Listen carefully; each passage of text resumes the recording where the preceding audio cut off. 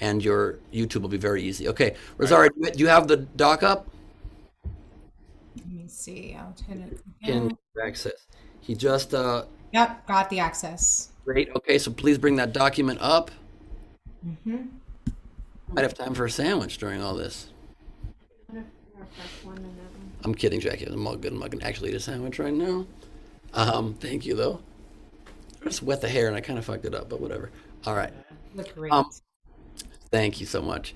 I have to step it up to be in your company. Okay, so you have it there in a place. Well, that's really not acceptable. Ben, I worry you're not going to have time to pee. I'm panicking. That's fine. I'm not going to pee. I'll save till after the monologue and then we cut to our first video. Okay. So, Jay, you're going to cue us, right? Yeah. Why am I not hearing you in my ear, Jay?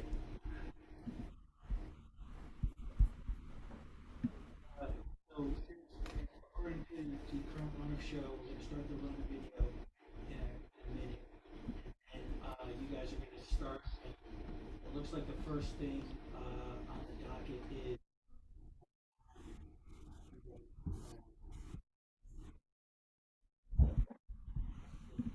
No, we're not rolling late. We should be good, I think, right? We're starting on time, aren't we? Yeah, we should. I'm going to. Wait. Hold on, just 1 second on the video. Start.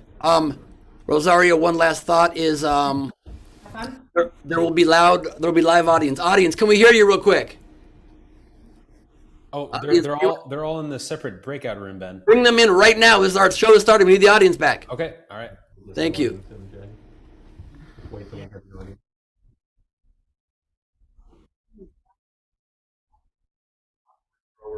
It's like a white cream of my bathroom.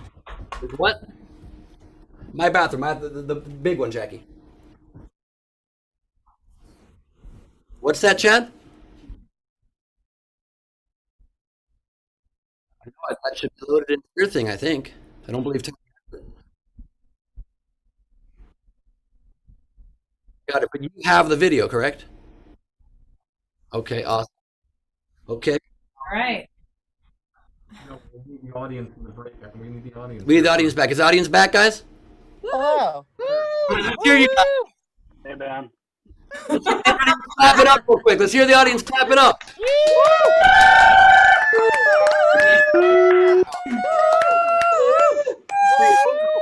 Do we need? Okay, let's roll the top of show video. Let's do this thing.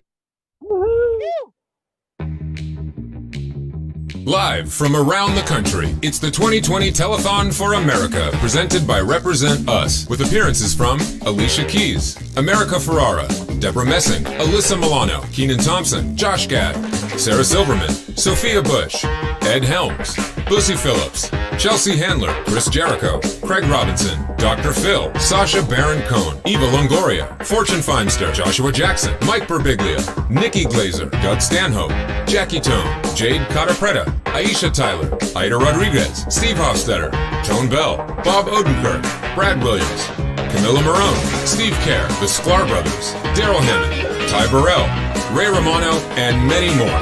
Now please welcome your hosts for the evening, Rosario Dawson and Ben Glebe.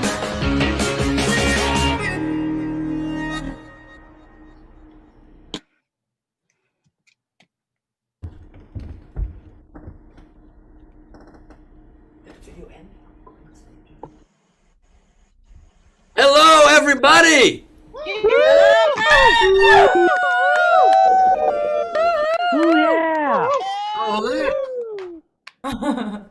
Welcome to the Telethon, the 2020 Telethon for America, powered by Represent Us.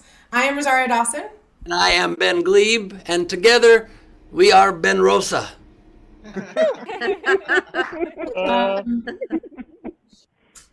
No, we're not. Here we are on election eve, a very huge day for our country, giving you one more opportunity this year for celebrities to get it wrong. Oh, but hopefully when it comes to voting tomorrow, we will all get it right. Yeah, Yes. Yes. but we can try, and we should, which is also why we are here, to bring you some critical information that may come in handy tomorrow when you are voting. Election Day, November 3rd. We are in the home stretch of 2020, you guys. Yeah. Woo! Already, which of course means there's only 9 years left in this year. Just 9 more years. Okay, so this year has been filled with surprises, to say the least. 2020 is undefeated, as Black Twitter would say. I'm comfortable responding to that, to be honest with you. Good call. This year has been very strange. A lot of realities we've had to deal with: a global pandemic, social uprisings, killer insects, relentless fires. And super downer monologues. I'm going to spin it positive. I was going to say that all of these things have shown us that one thing is for certain. Let me guess, that we're stronger together. We just covered that point, so fair enough. But we've heard a lot of words during the election, like voter suppression, Court packing. packing, Yep, handmaids. gerrymandering. Well, no, that's a TV show. Oh, Handmaid's Tale. Yeah, But it's honestly, it's not that far from our reality these days. that is fair, sadly. And I'm impressed that you actually had a point there.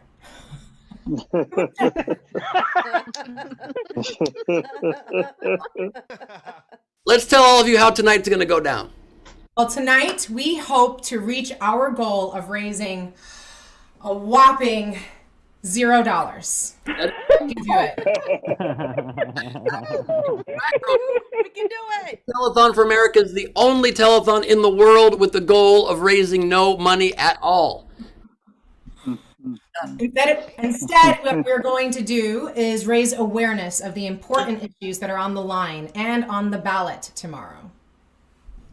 So if any of you have any desire to make change in this country, there literally could not be a quicker opportunity to do that, because you can do it first thing tomorrow morning, or the way I will be doing it, when I wake up first thing tomorrow afternoon. Well, at least you're going to do it. So I'm going to give you that. That's good. You know, procrastinate, but don't procrastinate too long. We want to get you on that line in time. Did you know that around 100 million American citizens who are eligible to vote will not vote in the election tomorrow, potentially? I mean, how crazy is that? That's what happened in 2016. It could happen again. That is true. That's the projection. So I want you all to know today, we both want you to know that it does not have to be that way. In the 2018 Telethon for America, our stated goal was to help create historic voter turnout in the midterms, and that goal was achieved. No! Before the monologue, to be honest with you, I'm trying to fix it constantly, but we're going to do it again. This time, our goal with the telethon and the help of all of you watching is to create the greatest turnout in American history. We need that. Year anniversary of the 19th Amendment. I think us women can make that happen, right? So anyway, for all of you, for the next 2 hours, we will be taking pledges from you, the viewer, to promise to go vote tomorrow if you haven't already, and to form a voting squad to bring along to the polls with you. Absolutely. You're probably thinking, what's in it for me? I'll tell you. By taking the pledge at telethonforamerica.com, you will have the opportunity to have a video visit with one of our many celebrities here tonight from TV, like Rosario Dawson. Yeah. It'll make you never want to talk to a celebrity again.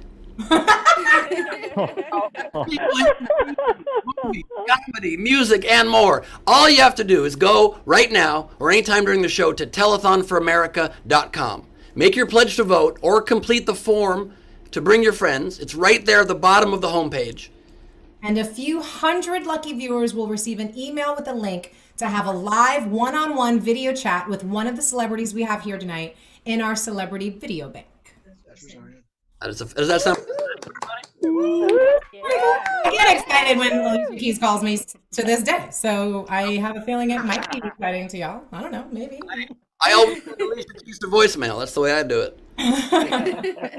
We'll also, in addition to that, be bringing one very lucky viewer to join all of us live on air at the end of the show. And stay tuned, because in addition to that, we have a very, very special message from the host of Fox's Fox's newest celebrity competition series, The Masked Dancer, Craig Robinson.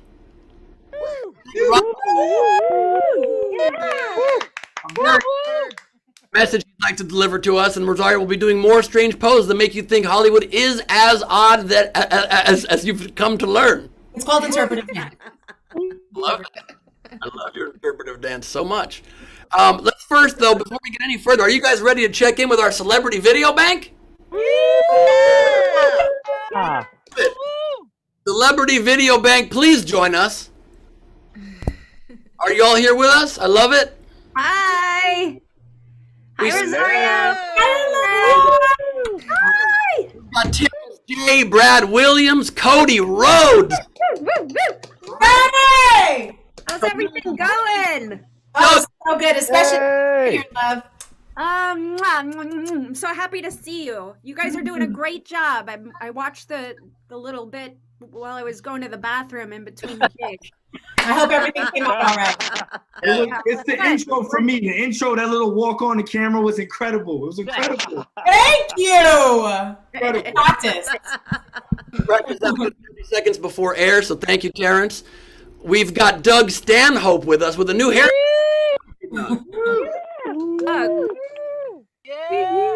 Press your spacebar to talk. Wow, look at that hair. Doug, you're on mute. You're on mute. Press the spacebar to talk. Hold down your spacebar. Press it down. Hold it down like a walkie-talkie. I believe in you. There you go, Doug. Thank you. Yeah, sorry. I'm just wondering how many people are going to say, why am I talking to you? I thought I was going to get a celebrity. That's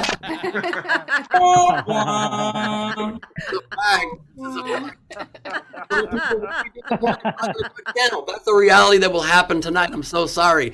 We've got John DiMaggio here, the voice of Bender from Futurama, everybody. Hi, everybody. Hey. Yeah. You know who can bite my shiny metal ass, baby. How are you, Ricky? I am great. It's so nice to see all of you. I'm pumped. I'm a little anxious, but let's do this thing, you guys. Woo! So much fun. Yeah. A little later, Deborah Messing is with us. Hello, Deborah. How are you?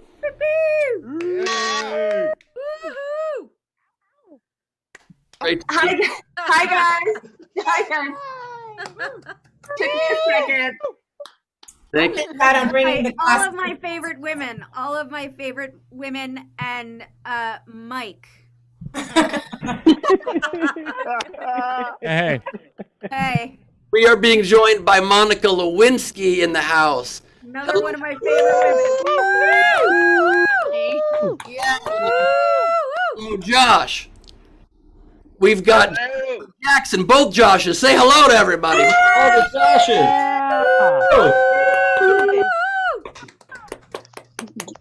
We've got Nikki Glazer joining us, everybody. Hello, Nikki. Hey, thank you for having me. I'm at my parents' house in St. Louis where I've lived for 7 months. He's on it. I just told for Big's joke not knowing he's here. Stanhope did steal my joke, Doug. I was watching you do that. I was like, fuck, that's my opener. That's my fucking opener. I was going to say, that's actually for Big's joke. I just put it in the chat. We have Sophia Bush here with us, my dear friend, one of my favorite ladies. Hello, Sophia. Google, you know. Hi. Bye. Sophia, do you mind introducing us to your marine biologist friend that you brought along? You guys, I'm so excited to be here with so many incredible human beings, including my friend Ayanna Elizabeth Johnson, who is a marine biologist. She is a climate expert. She has given us the sign off on the Biden-Harris climate plan. She's amazing and much smarter than me and probably everyone. Hi, Ayanna. Love you so much. And we also have with us Steve Hofstetter. We've got Baron Vaughn from Grace and Frankie on Netflix. And also very with us here. If there are any questions about civics, how the election works, how our government works, we have Richard Green, the civics dean, here with us. This man is an expert on all.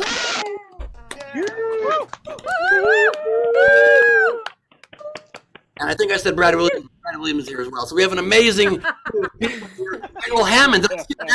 Holy shit! Hello, everybody. Basically, if I'm here, that means one thing about this telethon, and that's Peter Dinklage was busy.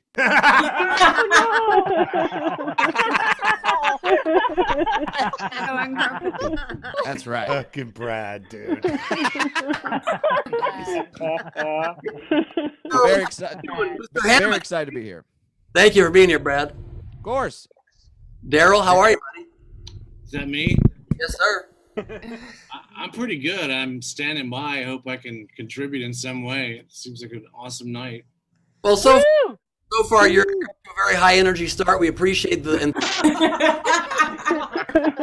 Enthusiasm. He's high. You're all tired, Daryl. It's okay. I love it. It's going to be quite a night. Are you guys excited to talk to the lucky winners that pledge to vote at telethonforamerica.com? You already have some nice conversations? Yes. Yeah. So excited. Wait. I love it. Thumbs up right there. Thanks, Josh. The walkie-talkie switch here. It's really throwing me off. Oh, hold it down, or you can unmute it. Whatever way you want to do. You do you, Joshua. Josh, Don't you want have me a to new unmute. baby, don't you? I do. I have a she's not brand new anymore. 6.5 months. Is she sleeping? She is occasionally sleeping. Yeah. It's good you got the earbuds in so they don't hear all the raucous. Yeah, well, when she is asleep, there's nothing on this planet that can wake her up. But, the sleep's on her schedule, not really on our schedule. Congratulations. I like it. She's owning it already. Oh, yeah, she runs the house. Yo, this is fucking crazy. You want to see who's on here? If you wanted to show us a picture, we'd be cool. Sophia Bush. No. Not breaking the internet tonight. Exactly. We need pledges. I would like to survive until tomorrow morning, so I'm going to say nah. Did you ever feel throughout the course of your career that you've been in the shadow of Joshua Jackson? Me? I feel like I've been in my shadow my whole life. In your shadow. I was flipping. That's funny. Josh Gad is on mute. He has no comment on that. Oh, no, I legitimately thought you were asking me. I was like, this is the most chaotic Zoom I've been on since Yom Kippur with my family. And I don't know how to, like, when anyone's talking to me or when they're not. But so I keep hearing Josh and I say hi, and then the much more handsome Josh speaks. Zoom delay. It's the Zoom delay. We all have to just, the Zoom delay. It's a very weird thing. I just heard Liz Milano say there's a Zoom delay. I think that just came from here. This is very exciting. We are now going to go as the phone. So throughout the night, we will be putting our celebrities one-on-one in video chats with you watching the show right now, and we'll be checking in how that's going. We'll be playing clips from that later on. But right now, we're going to go to our first pre-tape segment, a very special message from a woman who made her living making fun of me on television. Chelsea Handler, everybody. Hi, America. It's me, Chelsea Handler. I have a couple of questions for you. Do you care about equal pay for women? Do you care about passing a new Voting Rights Act? Do you care about getting money out of politics?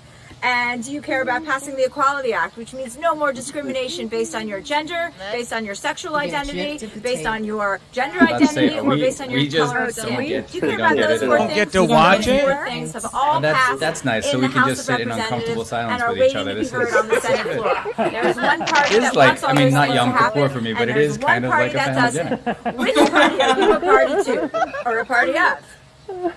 I'm Chelsea Handler. Stanhope, how's Arizona, man? Good evening, ladies and gentlemen. My name is Keenan Thompson, and I am here to also lend my support for the Telethon for America. This is a very, very, very, very critical time in This our is my country. school. This is where I think teach a bunch of everybody rookies how knows to by wrestle. We now had to cancel that your practice vote for this, so it's is great. critical, and it's your choice, and it's your right as an American citizen So This is wild. I think you should take This that is. right and go do what you need to do. You mean And This is vote really for cool. who Thank you you would like everyone to for lead being this here. country It's so good to see into a so many better of your future. faces. Now I know I'm a Hi, comedian Rosario. and I Kind do of lots of pretend funny that I'm things, friends with some of but, you, even though I'm not. this I'd is a love to. serious moment, Ayana, so I just wanted last time I to think I saw you was when we went to the shark opening, Oh, the the shark New York exhibit Aquarium. opening in Brooklyn and Coney Island. We are back. We are back, ladies and gentlemen, with the Telethon for America. Hi, Rosario. I think you were bonding with who? I was bonding with Ayana, the amazing marine biologist. That's something I had wanted to do when I was younger. I thought I wanted to Desire be a was marine my biologist. date to the opening of the new exhibit at the New York Aquarium. For Yeah, the the shark exhibit in Coney Island. She took me and my daughter. It was amazing. Oh my God, when we could go in public. Yes. Remember those days? I remember those days. I think it's so weird. We can tell our kids once upon a time we shook hands and kissed and hugged strangers to say hello.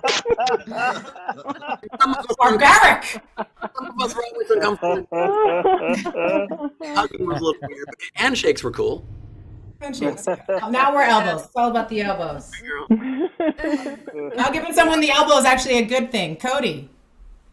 I'm all about the COVID bow. The COVID bow is the best. COVID bow. You got to lean in with it. That's it. That's how we love each other. I like it. Or you do it the way Steve Hofstetter does, and you just, anybody that speaks to you, you just take any heckler and tear them down so hard that they want to come near you. Dan, I'm sorry. I felt interrupted just then. I can do it. That was weird. I've never said I'm sorry before. You got it out. We've got it. It's live. We've recorded it. It's amazing. It's going to be on loop. His new ringtone. Our telethon is presented to you tonight by the amazing nonprofit and fiercely anti-corruption organization Represent Us. They're one of my favorite organizations in the world. They're fighting to get money out of politics, to get the corruption out of our politics, and it's because we're facing an existential crisis in the way our system is being run. And I could tell you more about it, but I'm not as eloquent as, say, Jennifer Lawrence. So let's let her say a few words about Represent Us and the problems our government We are is witnessing facing. a total Jennifer? political system failure in America. I'm sorry we're not showing you guys these videos, but If you're anything like me, you may find yourself constantly overwhelmed by everything that's wrong with politics. And when I say politics, I'm not talking about Democrats or Republicans. I'm talking about the flaws that exist in our political system, regardless of which party is in power. And I know it's hard to talk about politics these days, but look, the government is ours. We pay for it, so it needs to work for us. And right now it doesn't, and I mean it really doesn't. So what's going on here? Is it Russian meddling in social media? Is it him? Is it her? No. Those two were the least popular presidential candidates since they began keeping track of such things. Only 4% of Americans have a great deal of confidence in Congress now. Just 4%. America is no longer even considered a full democracy. We are witnessing a total political system failure in America, which is the complete opposite of what our nation's founders had in mind. Consider this. Politicians are spending up to 70% of their time raising funds for re-election after they get into office. Why? Because in order to win a seat in the Senate in some races, you would have to raise $45,000 every single day, 365 days a year for 6 years to raise enough money to win. Now consider that only 0.05% of Americans give more than $10,000 to politics. And then you see why politicians have become completely dependent on the 0.05% of Americans, billionaires and special interest groups, who fund their campaigns. Here's how you fix our broken elections.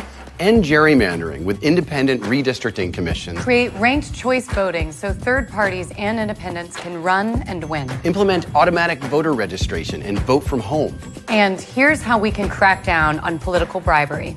Overhaul lobbying and ethics laws and close the revolving door so politicians can't be bribed with high-paying job offers. Mandate full transparency of political spending so we know who's trying to buy influence. Give every voter a $50 or $100 tax voucher so politicians spend time fundraising from their constituents not just that 0.05% that I talked about earlier. And right now, these are all of the ways that you can help us go state by state, city by city, to fix the corruption in American politics. Volunteer and join a Represent Us chapter. Or, if that's not your thing, join the Commonwealth to make a monthly donation in support of someone who does volunteer.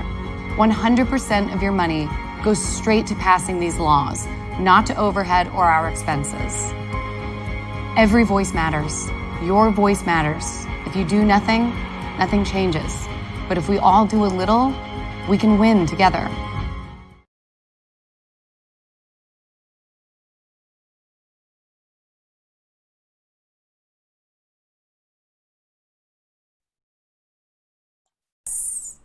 Trying to unmute myself, but I don't know the host. Is that you, Ben, who keeps messing with my mute button? That would be you. That would be you. Anyway, thank you, America. I just want to say thank you to everyone else who's on here with us. We want you, if you have not, to know something really special. If you have not yet registered to vote, we understand there are a lot of procrastinators out there. It's all good. But you're here, you're feeling inspired, your friends are calling you, they're wanting you to be a part of their voting squad as they're tuning in, and you're like, I'm not registered. Well, if you're in one of these 21 states, DC included, because we also want that to be a state, they allow for same-day voter registration, and then you can vote. Oh, shit. Those states are listed at the bottom of your screen, which means there is still time to register and vote in the most important election of our lifetime. I know a lot of people say that, but for a lot of you, some of you are just turning 18. This is really literally the most important election of your lifetime. Yes. Now, before I get all serious about climate change and gun reform and all the things, let's get back to some comedy. Please welcome, direct from New York City, comedian Mike Birbiglia.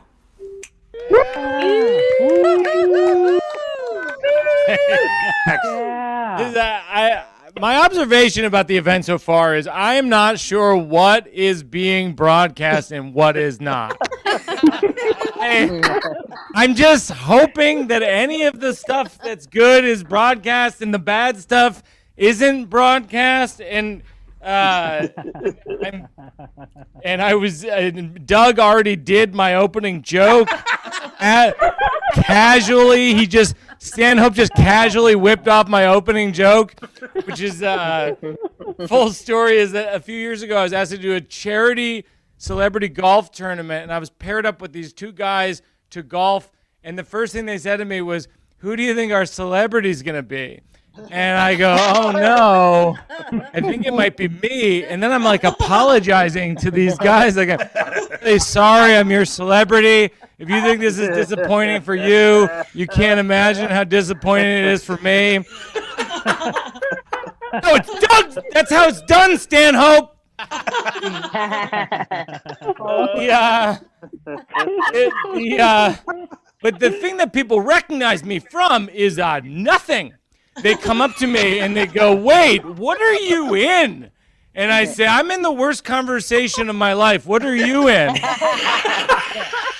And that too. I'm like, "You cast me."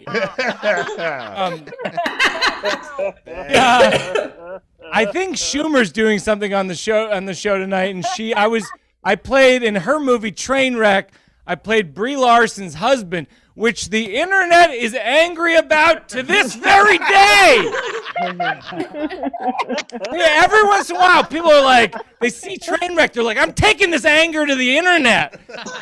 Mike Birbiglia plays Brie Larson's husband in what universe? And I'm like, "No, movies? No, the same universe where Tom Cruise plays a Nazi but doesn't have a German accent? Movies." Same universe where an alien comes. Made a whole career out of playing an Irishman, an Englishman, a German, and never changing his Scottish accent. It was genius. But by the way, the director of Trainwreck was Judd Apatow, who's married to Leslie Mann in real life. In this universe. That one's called Brie Larson's husband in what universe? And a lot of comedians have been working on jokes during COVID, but I've been working on a vaccine So far, it's 2 parts French toast, 1 part maple syrup. We're in 3rd stage trials. The only person who's tried it is the president. So, and he took a lot of extra. Didn't know it was a vaccine. Oh. Yeah.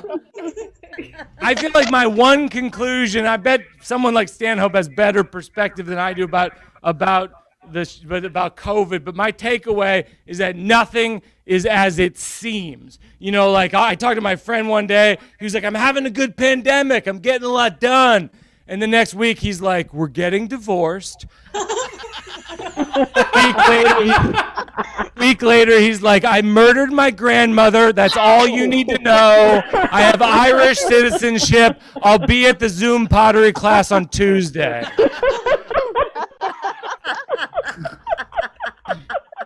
I'm gonna close on this. My main message, if you're watching, is about voting. And the reason you should vote is because there's a thing called pizza to the polls. Pizza to the polls. There's one reason you should vote is that you get free pizza at the polls. And I love pizza. Like, I am physically drawn to pizza. Like, it's almost sexual. Like, I wouldn't have sex with pizza, but if I ate pizza alone, I wouldn't mention it to my wife. Does that make sense? I love pizza so much, I get excited when I see the word plaza.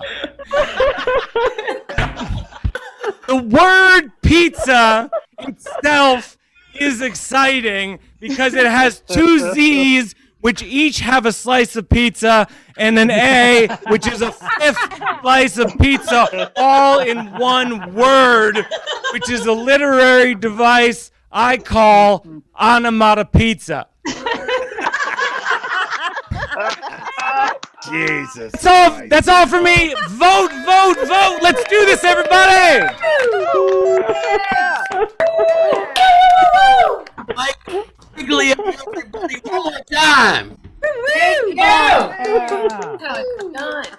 We are now going to, throughout the course of the evening and starting right now in a very big way, we're going to be sharing with you some of the issues that are at stake in our country. A lot of people, because the media focuses on the wrong things, they focus just on the horse race and the drama and the controversial things. We don't often focus on the real things that are on the ballot that can be affected by the election happening tomorrow in this country. I believe tomorrow afternoon when I wake up. So, it's morning. It's very early morning, please. So we're now going to bring on somebody that we all know and love to share some of these issues with us in a segment we call I Have Issues with Deborah Messing.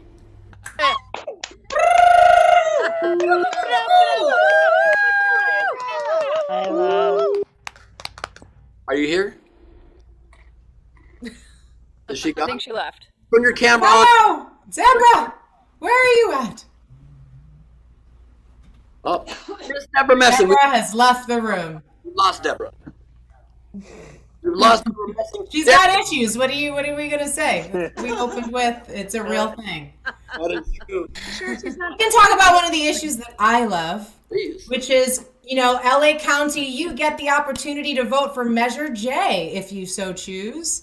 Thank you, Joshua Jackson. Maybe you want to jump in on that. But Measure J is going to give us 10% of the budget that will go towards all the things that we keep talking about, how we need to reinvest in communities and vulnerable communities. This will change the constitution of LA County and give us the opportunity to have those funds to actually invest in mental health and healthcare and all of these housing, all of the things. Joshua, would you like to weigh in on that? You were in that phone call that we had that let us know about that wonderful opportunity for folks to vote on. Nope, I am just in violent agreement with you and so happy that you brought it up tonight. It's really awesome. You can go to Reform LA Jails. You can go Patrice Collars. There's Diane Guerrera just did a really amazing post about it on her Instagram, and you can learn a little bit more. But if this passes in LA County, guess what? It gets to be pushed to be passed across the nation. And it's this kind of thing that's really special when we talk about voting that we don't always talk about, because we're always looking at the presidential candidates. You get to vote for propositions and measures across this country. That means you get to vote for laws and constitutional changes immediately. You don't have to wait for other leadership to do it. The organizers and the people who came together to make it happen and put it on the ballot have done it. Oh, you know what we just found out? This is beautiful news. Deborah's on a video bank. She is calling someone right now. She's doing one of these to one of our voter pledgers, which is pretty cool. She's not interpretive dancing, Rosario, so that's a little bit better. What are you saying right now? You did a time warp? I mean, if you want to go traditional. Done. Sophia Bush had something she wanted to chime in on this topic, I believe. Oh, yeah. Rosario. So in terms of Measure J, you know, Measure J is literally justice on the ballot here in LA. And as you mentioned, the measure allocates 10% of our unrestricted funds, which means that the stuff our city funds, that money stays. 10% of unrestricted funds is only 1/36 of the entire LA budget. And it goes to the kinds of programming that we know people need, getting houseless folks housed, making sure there's treatment for addiction, for mental health, things that actually support communities. And years ago, a report on just how much better those measures would make the community was voted into law, and then it wasn't funded. Because that's how so many things work when folks like us, you know, constituents and voters don't know what's going on. So we can actually fund the kinds of city programming that our city's leadership has said it knows will improve quality of life, the economy, and outcomes for all people. We don't have to invest in carceral punishment. We can invest in communities. And what's exciting for us guys, you know, to Rosario's point about what's on the ballot, is if this happens here in LA, if LA passes Measure J and we use it as a proving model, every other city around the country can go, hey, look at how well that worked. Look at the outcomes that changed in that city. This is part of the ways in which even voting down ballot for the things that are specific to us wherever we live affect the entire country. It's like everything is data, everything is a case study, and we can do really, really good things for our communities with measures like this. So whether you're voting top of the ballot for climate, like our expert Miss Ayana can talk about, or you're voting for things like restorative justice in, you know, huge metropolises like ours, we can really, really change outcomes for the country by supporting things like this. And don't you think the taxpayers like we're only gonna get a 36? Like, give it back. Sophia Bush, like just a student. You're like, would you like 18 facts or 24? I love it. This is how my anxiety, this is how I cope. I never do your research. While we get overwhelmed by anxiety, I would like that to be broken down. Daryl Hammond, for a little comic relief. Daryl, what is fun about this election? What has been keeping you going through the madness? Gabapentin.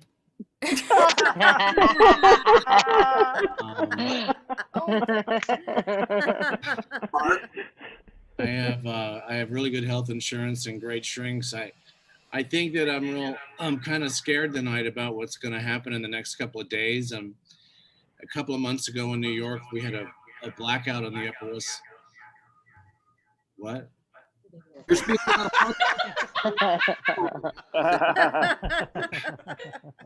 And we had a blackout on the Upper West Side, and my shrink today prepared me for possible cyber attacks, and the whole thing has got me really, really scared. And the way I understand it is you can remove this person from office if we can beat him by a fairly wide margin. Otherwise, he's going to take it into the courts.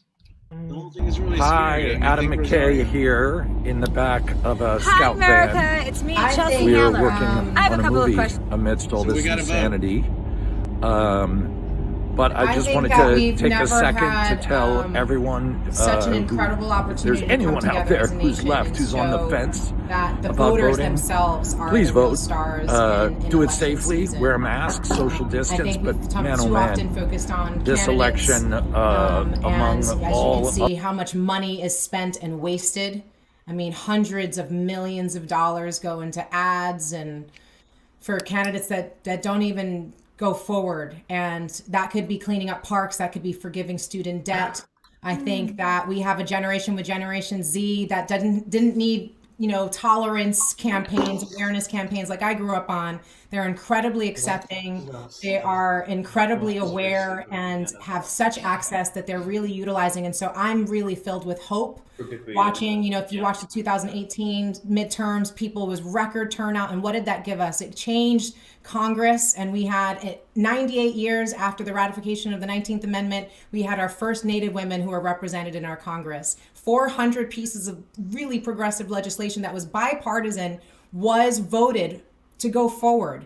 It's sitting in the Senate, but that means with this vote right now, we have an opportunity to make those things turn into laws and really start affecting change in a way where people can start to really see when I vote, it changes and it matters. So this is the election for that to happen. So I'm going to just stick with that hope and that belief that what we saw in 2018 is going to be surpassed this year, because we're already seeing record turnout and people showing up, people coming and voting on lines, voting early, sending in their ballots, going back to re-vote and re-register themselves because their ballots are being thrown out and they're going back to do it. I just see a fervor, and I see an understanding that they are the power, that we are individually just one vote, but together we are many. And I'm just going to cross my eyes and toes and fingers and all the things, because no matter what, we have a fight to go ahead.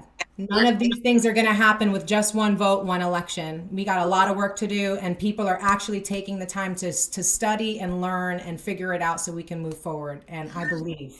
Here's the beauty of it, if I can say. That was a beautifully said thing, Rosario. And I just want to say, Daryl expressed that he wants the president to not win re-election. Of course, there are millions and millions who want him to win re-election. That's what makes America great. That's what tomorrow is all about.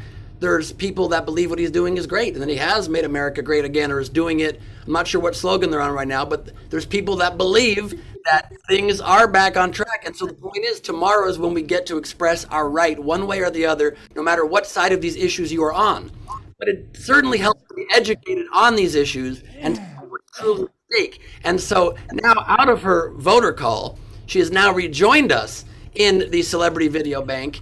She's going to be now joining me for a discussion on the issues that are at stake and on the ballot tomorrow in the segment we call I Have Issues with Deborah Messing. All right. I like that. How you doing, Ben? I'm pretty good. How are you? I'm doing great. I'm fired up, especially after hearing Rosario talk. I mean, it really is exciting. That's right. Vote. I see that T-shirt. Our voice is our power, and what we can do tomorrow is really, really exciting. Like what Rosario was talking about.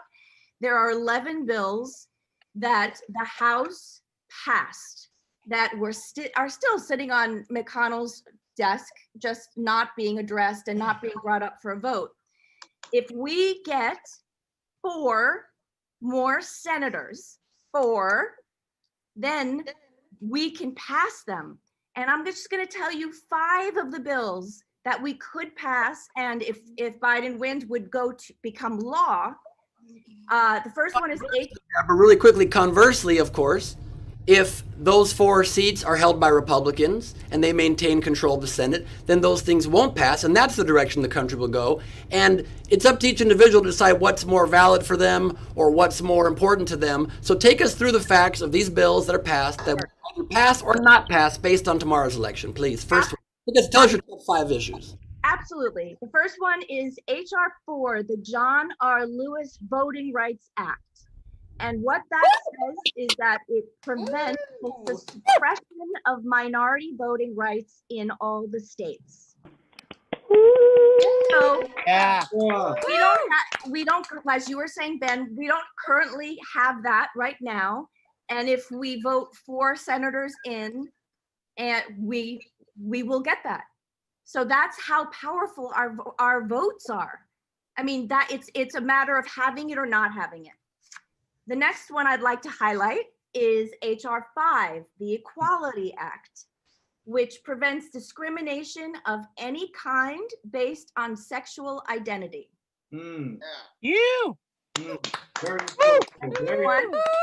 one's dear to my heart.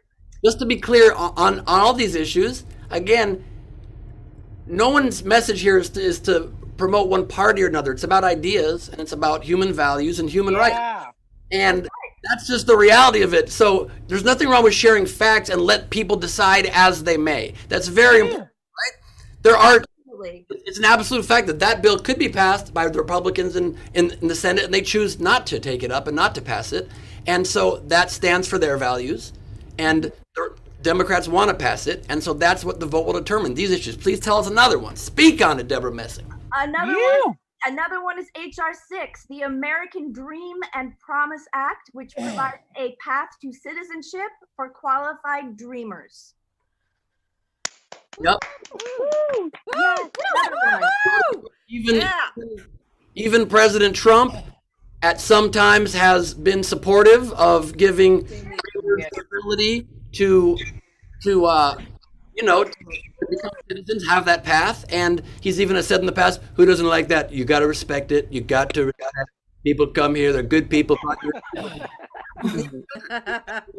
Okay, and so then politics happened and he went back on it. So these are not issues that are partisan. It's just things that we can do or not do.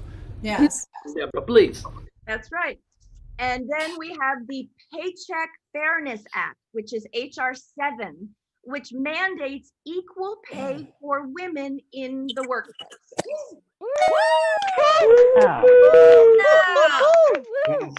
Which, I mean, you would think that would really be a bipartisan thing, because women bringing more money into the household is better for the entire family, and therefore it's better for the economy.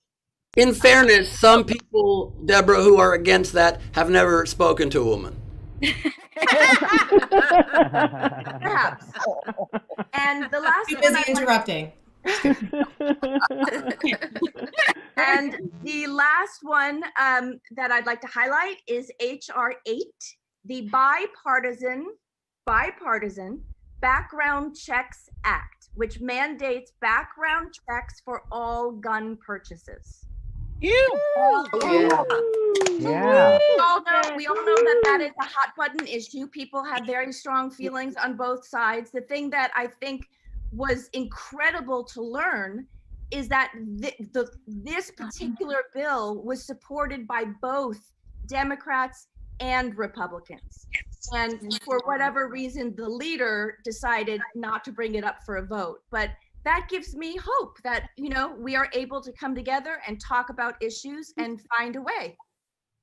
And over 90% of the American public is in support of strengthening background checks. So you can't say that's partisan. That's just, it's caught up in some lobbying stuff. There's money that's making our Congress people not be able to pass stuff that the American people want. As Jennifer Lawrence talked about, what we want makes a statistically insignificant effect on what actually happens.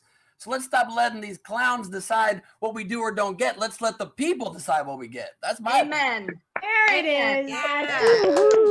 That's, I think, the most important thing about having a surge of voters, because it shows that people are paying attention and that they care about a lot of issues. And regardless of whether their red team or blue team wins, the majority of American people actually agree on quite a lot of these issues. And I love that you pointed out specifically on things like gun reform, which you would never know according to how the media necessarily portrays it, but actually quite a lot of people agree across the aisle.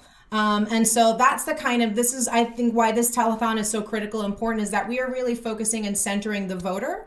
and saying that what you care about, no matter how this election goes, matters and should be moved upon. And that's why it's so critical. The state legislatures, the senators, the Congress people, all of it gets voted upon so that we can start having real debate and have some real traction on these issues, state by state, city by city, nationwide.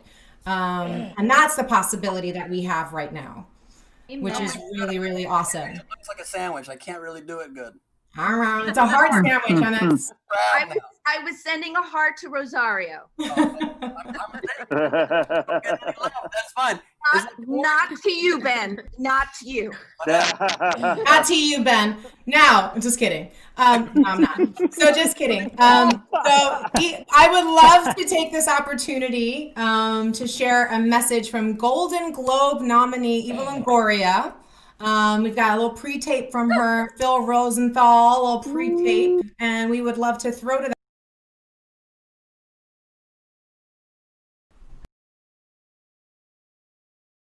Hi, I'm Eva Longoria. I'm one of the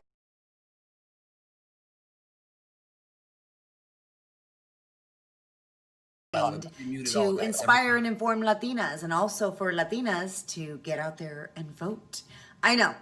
Hollywood tells you that we are hot and spicy and caliente and other words used to describe salsa, but we are also very politically charged and active. We are socially conscious, and we're civically engaged, and we're civically responsible, which is why a few of my friends and I got together to form a coalition of Latina women who are empowered and informed about what is happening in our country right now. And we want you to join us by having your voice heard at the voting booth, in the voting booth. And if you're still not sure, she se puede. Yes, she can. All right, I gotta go now because I'm craving salsa. Murray, look, we're on the telethon. Look, Murray, this is Murray, everybody, and I'm Phil Rosenthal from Somebody Feed Phil, and Murray and I want you to exercise your rights as Americans to go vote. Don't throw it away. Come on, that's what makes us Americans. We can vote for who we want. People, do it. Go to telethonforamerica.com and please vote. Do it for Murray. Here's your boy. Here's your puppy.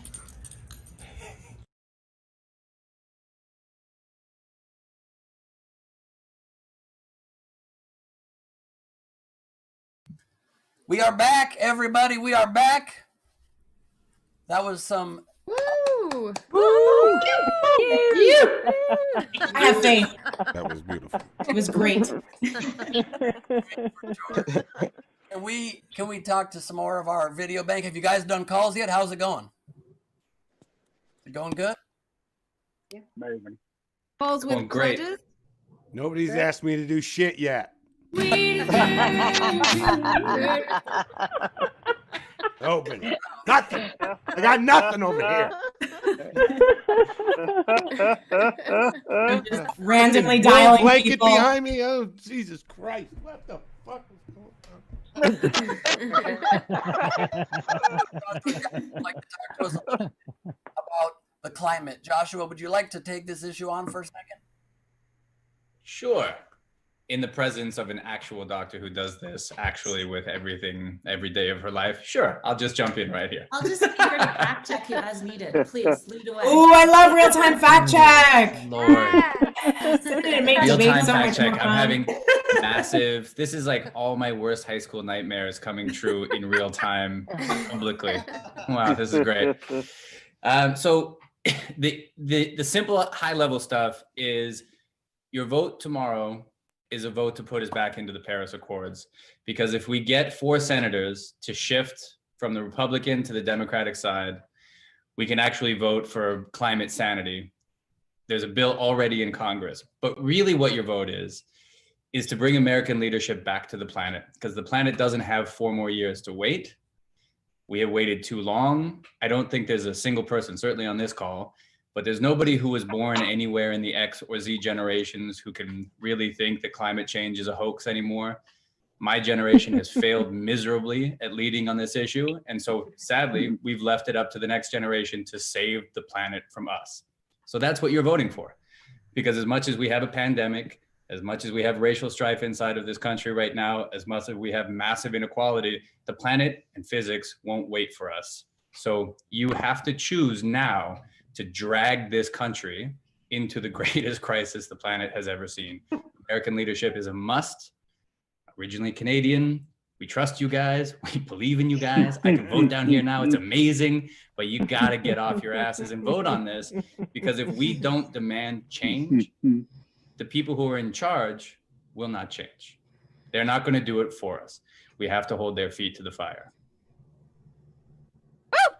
Well said. That's it. Well said. And now my paper will be graded by an actual doctor who actually does this for a living. Joanna Elizabeth Johnson here with not a fact check, but some additional information. Right. I would just add that, if we're comparing the climate plans of the two presidential candidates, I went to Donald Trump's website to see what his climate plan was. He lists his environmental achievements as opening up more of our public lands to oil and gas drilling, as creating more pipelines, as leaving the Paris Agreement. As Josh said, we would leave the United Nations Climate Agreement on November 4th in 2 days if Trump is reelected. Sort of like giving up our global leadership. We're the country who's emitted the most greenhouse gases over the course of the last 50 years.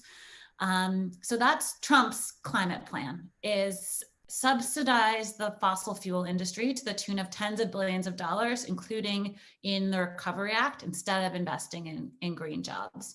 And on the other side, you have Biden, whose plan, honestly, wasn't that good early in the primary, but he's super gotten it together. And now the goal is 100% renewable electricity by 2035 and 40% of funds for climate going to disadvantaged communities to make that transition.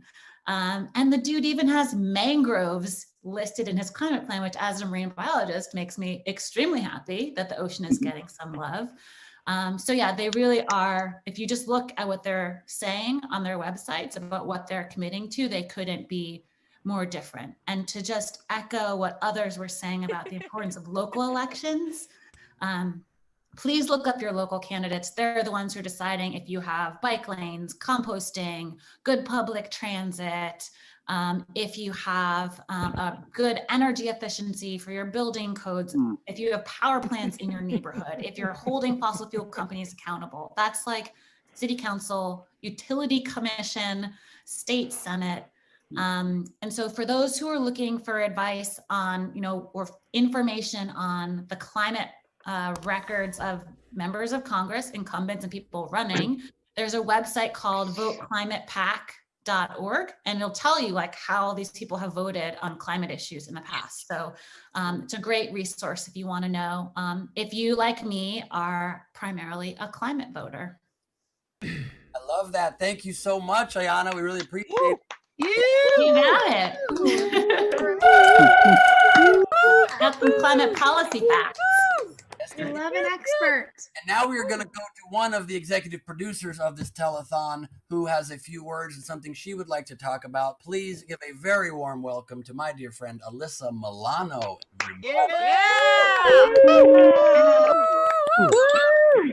So, I want to talk about what's going to happen in the next 24 hours, really, and how this is going to shape up. Because I think it's really, really important that we all know and that we all recognize that in a democracy, every single vote is counted.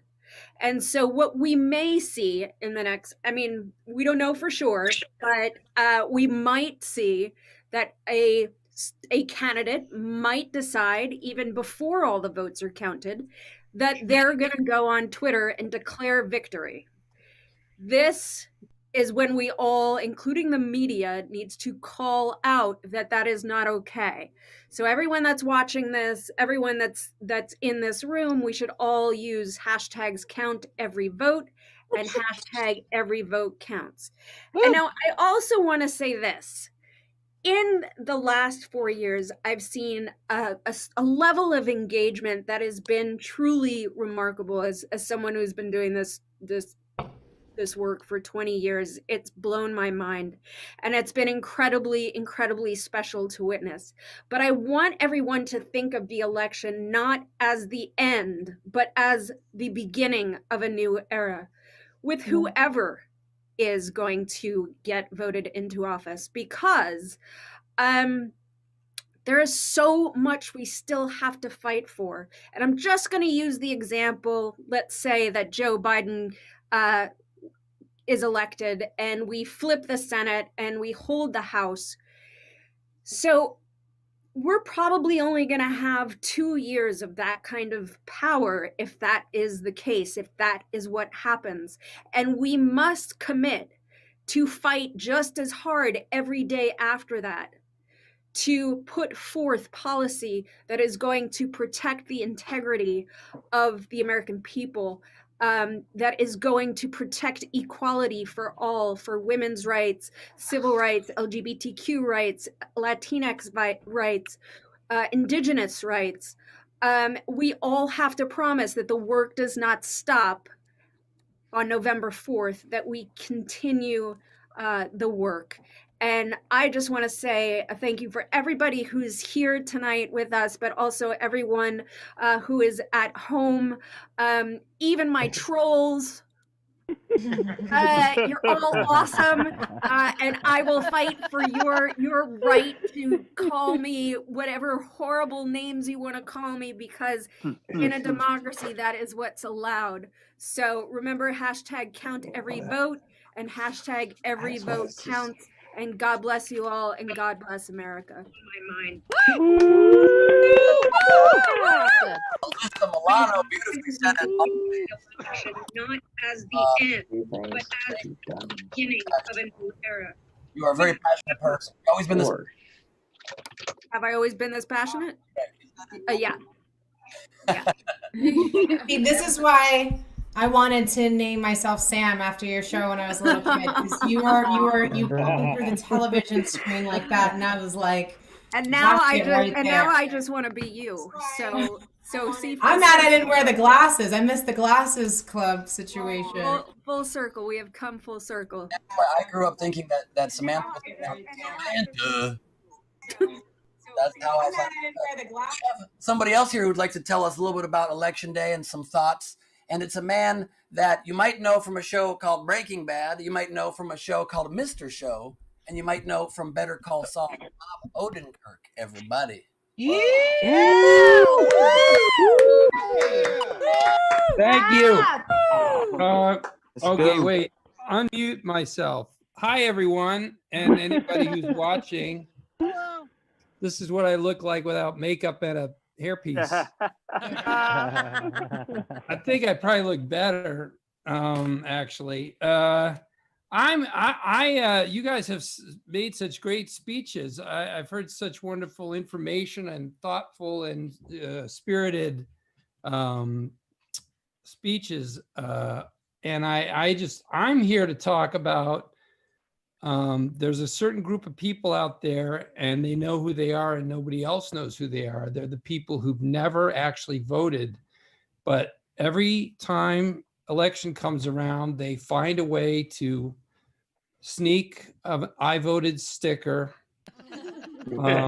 from a friend, one that falls off their jacket. Maybe they steal it.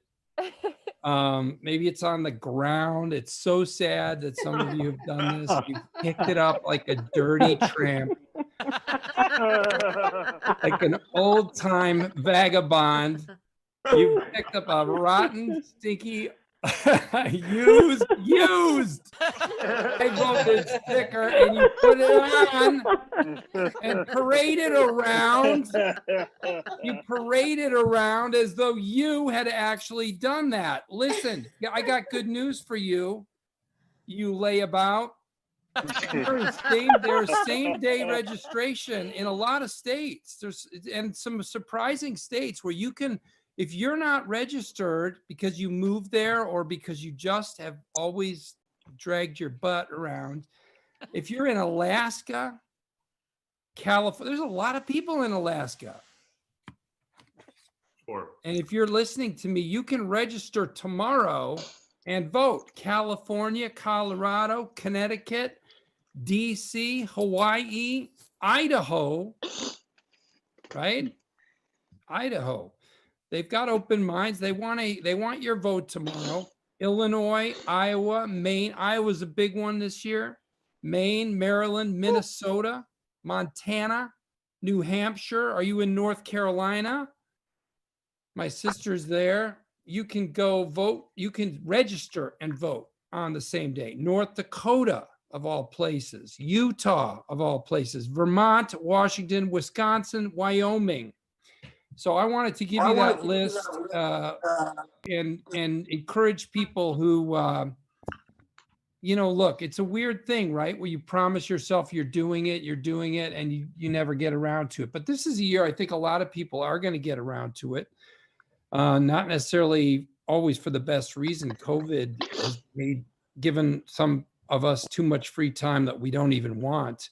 But I hope that you're registered. And if you're in those states, you can register on the same day and vote. So I want everyone to vote. And I'm always trying to be sensitive to everybody on the political spectrum. I really think that the more people that vote, it's just better in every way. And I'm personally probably on the sides politically on the side of many of you, but I think that the greatest achievement we can get out of this election, and you're going to think I'm joking, is to get hopefully a president who doesn't tweet angry commentary all through the night, and so that you wake up every morning a little bit scared of what fire might have been lit. And I can't believe that more people don't see that manipulation as manipulation. And I am shocked that the number of people on the right say, things like, well, I could do without the tweets, as though it was some small thing that didn't really have a consequence. It does have a consequence. It's almost more dangerous than anything else that's being done, because it degrades people's belief in the system and in each other, and it makes us angry at each other, and it just creates a place of chaos. So I actually, you probably don't agree with me, many of you, but I think one of the greatest things that can be brought with hopefully a win by Joe Biden would be a degree of decency that could come back into our lives. Did I get too serious? I think it's good. And if anything, people should go and watch the Social Dilemma documentary, so you can see not just from how this current administration is necessarily using social media, but just social media in general, and how so many people are getting so much of their information that way. There's not a lot of regulations on it. There's a lot of misinformation. And that's why events like this are so critical, because we can give folks unfiltered, straight, no noise facts, but that they can work with to show up tomorrow and vote their values and vote their interests and vote their issues. And so we can't keep highlighting the negative and what's out there and keep pointing to it, that's not good, because it only amplifies it. The best thing that we can do is use that social media to counter that noise and give people verifiable things so that they can make stronger and better choices and not vote against themselves. So one of the videos that we're going to share with you right now was actually done by Ty Burrell and Alec Baldwin. I hope that you will enjoy, and I hope they got some good information for you. So some people say they don't want to register to vote because they don't want jury duty, which is crazy, because jury duty is amazing. It's like Law and Order Live. I know, because even though my eyebrows make me look like a prehistoric caveman, I am actually a modern day American. And I went. What I found out was that jury duty is actually super cool. I met a bunch of interesting people. We had a cool case about a dude who ran a sketchy laundromat and double-crossed his friends. And justice was served. And it was better than Law and Order, because you are currently enjoying the logo for the Telethon for America, presented by Represent Us. And please keep in mind, Parts of this will And be it a felt shit really show on good account to of it be being the on a year jury of someone's 2020. peers, like We're the trying Bill to do of what Rights we promises can me with limited if I ever run a technology sketchy laundry to help ensure the You strength can of our still democracy. register to vote in Please 21 states, have so go to patience. I Telethon mean, for seriously, it could be America worse. to find out if you're one of those lucky people. What up, everybody? This is Jay Ellis from HBO's Insecure. Listen, people, we have been holed up in our house for 7 months now. And if you have not already gotten out to vote, tomorrow you have to leave your house and go vote. That's right. And because I don't want any of you guys to look like some of the zombies from The Walking Dead, I'm going to give you a few tips to look right at the polls. All right, voting tip number 1. I always get a haircut before I go to the polls. That's right, because you're standing in a long line and you just want your face, you want to look right. You know what I'm saying? Voting tip number 2, here we go. Sneaker game on point. That's right, because the lines are long. So you got to have the right balance of style and comfort. All right, voting tip number 3. This is the last one. This is really for the fellas. Your beard game, right? Some of us have grown beards during this quarantine, during this time we've been at home, and you want to go out and you want to show your beard off. So you got to make sure it's moisturized. I use argan oil. And, it's really important that you shape it up. You get it cleaned up, you know what I'm saying? Because you took a lot of time to grow this thing, and good things take time, like my beard. And vote. By now it should be clear to everyone that this election is the most important of our lifetime. So here is an appeal to the young people of America. This is your election, your moment. Seize it like your life depends on it, because, frankly, it does. It is not just the future of our country that is at stake in this election, but also the future of our planet. Climate change, the single greatest existential threat to people and our planet, is on the ballot. Every year is getting measurably hotter than the last, intensifying wildfires, droughts, storms, and floods. We need to elect leaders that recognize the climate emergency and all global environmental and social justice issues as American issues. There is no walling ourselves off from them, no isolating ourselves. The pandemic, itself a byproduct of our broken relationship with nature, must surely have taught us that. By destroying forests and wildlife, we put ourselves in harm's way for diseases like COVID. We are all connected in this world, and we need leaders that embrace the need for international cooperation. What happens in another corner of the planet is of critical importance to the health, safety, livelihoods, and well-being of Americans. Take the accelerating destruction of the Amazon rainforest. Research shows that deforestation in the Amazon can impact weather patterns around the globe and rainfall in our own country for food production. The Amazon rainforest is nearing an irreversible tipping point and could collapse. Forests, wildlife, and a global climate regulation system that took millions of years to evolve are being cut down or burned in days or weeks. The collapse of the Amazon will mean absolute climate chaos.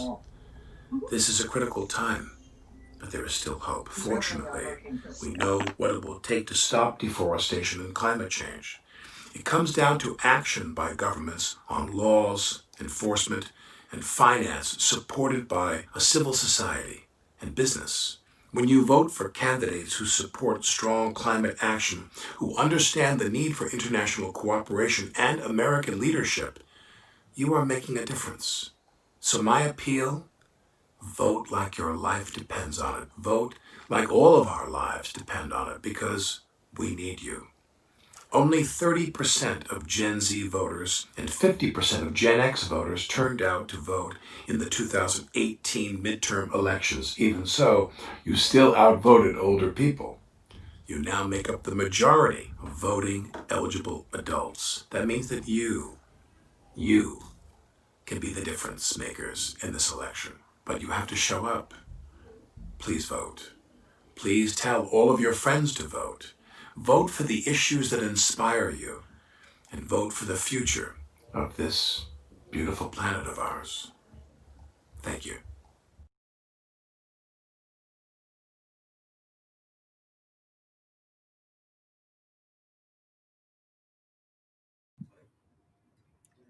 All right, that was Alec Baldwin, everybody, speaking about this planet of ours, our little planet, that's all. And I would love now to kick it to a dear friend of mine with a message that comes to you from one of the presenting sponsors of this event about a cause that I think is very important. Sophia Bush, please take it away. Hello. Hello. About democracy. I love this. Also, Esther, I'm dying to know what was making you giggle like that while we were all muted, but we'll talk about it later. Guys, we talk about amazing anti-corruption organizations like Represent Us, who have 87% bipartisan support, by the way. I get a little excited and sometimes I run over my words. They have something really important for us to all think about, and it revolves around America's capital. There are 750,000 American citizens that call Washington, D.C. home. I'm talking teachers, nurses, firefighters, custodians, Washingtonians. They all do the same things that the rest of us do, like raise families and pay taxes and fight in our wars.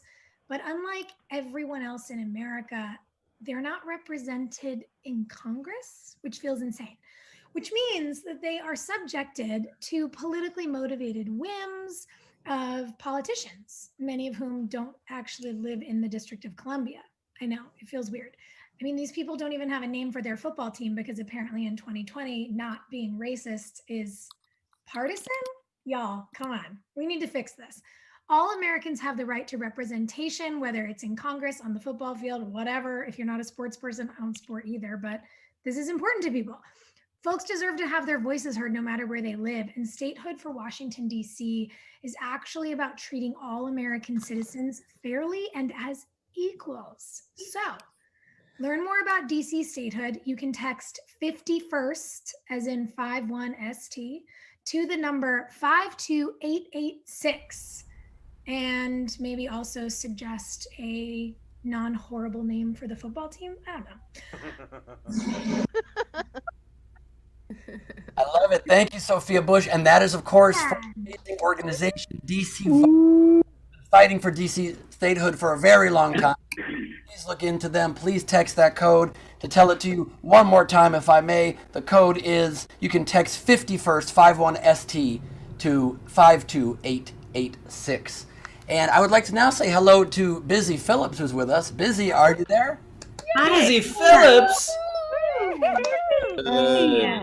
Busy Phillips. Joshua. I'm very excited by this next guest. Oh, hi, Josh. Hi, Biz. I'm fabulous. How are you? I'm so good. I'm good. Congratulations on everything. You. Yeah, it's been a hell of a year. What have you been up to? Not much. Things seem chill. Mercury in retrograde. It's all good. Yeah. Yeah, I'm happy to be here, though. Let's get voting, everybody. What? Have you voted yet, or you're voting tomorrow? I voted. Yes, I voted. I did absentee. I already voted. I voted a long time ago, and I vote in California. I've lived there for 22 years, but I recently moved to New York City, and so I did an absentee ballot. But California is one of the states that has a way to track your ballot, so you go online, and then you can see when your vote has gone in. But now, Busy, just to make sure that we dispel some myths here, you send in an absentee ballot, you mail it in. Are you a dead person? Am I what? Are you a dead person, or are you? I'm alive. I'm alive. You are alive. Interesting. Are any of your friends dead, and do you know if they mailed in ballots or made up fake ballots, or is it all living people that you know of that's mailed in votes? I mean, listen, the veil has been thin for the last few days. I don't know if you know that, but everyone that I know that's voted by mail is alive. Zoom call with Joshua Jackson. Somebody might want to check on Dom Herrera, for Christ's sakes. I don't know how he's doing. Dom Herrera disappeared. Dom Herrera is just gone now, you guys. That's fine. Dom is... I would die. We can give him a minute. And I would like now, if I could, thank you for joining us, Busy. We'll be putting you into a breakout room soon with our lucky Reminder, go to telethonforamerica.com and like to vote and to bring your friends to the polls at the bottom of the homepage. That increases your chance to get invited here into our Zoom to speak one-on-one in a video chat with our celebrity participants. And now I would like to bring on a live performance. This show is produced by Nowhere Comedy. If you guys don't know what it is, during the pandemic with Steve Hofstetter, I created the world's first virtual comedy club because entertainment for the planet stopped and we couldn't see live entertainment. And so we figured, let's figure out a way to create a comedy club experience in a virtual world where the mics are on and it's wild and crazy. And of course, some stuff goes wrong sometimes, like for tonight. We're trying to make our best use of this crazy technology in the world's craziest year, but we still did it. So by the way, you can check out nowherecomedyclub.com, get tickets to a live show, and you'll see a little sample of one of our dear friends right now performing from right here, the Nowhere Comedy Club stage in Los Angeles. Give a warm welcome to a man starring in a film coming out on Christmas Day on Amazon called Sylvie's Choice. Or you might have seen his Showtime special, You Can't Cancel This. Give it up for Tone Bell, everybody. Thank you, everyone, for doing what you're doing. Secondly, Ben, that you got both titles wrong. That is not the name of my special or the name of the movie coming out. But we got bigger fish to fry. That's not. Somebody Odenkirk and tell him this is my sticker for real. I voted 3 days ago, but I've been wearing this hoodie for 3 days too. Let me tell you something. I don't know if anybody walked up to the ballot. Like I walked to the ballot box instead of mailing. I did the ballot box. I did the ballot box thing, and I met. There's like 2 other guys and an older white woman, and the 4 of us like were dropping in the same. It was one of those funny feelings where like, because we all got our mask on, but everybody's about to put their ballot in, and then because you're not really talking, but everybody just looks at each other and goes, "Good luck." Oh man, we all got Oh man, but once again, like, everybody who's popped in, I've been here for about 20-30 minutes watching everybody. Thank you for your efforts and your resilience and your patience with everything that's going on. It's really heavy. It's really heavy, and it's hard to get outside of seeing this all day, every day. But I just regular shit. You know what I mean? Like it's sometimes you just want to get back. I just like remember when straws was a thing? We were complaining about straws. Like, in LA, it was like straws was going away because of turtles, and then COVID resurrected straws, and then now nobody gives a fuck about turtles. Like I don't.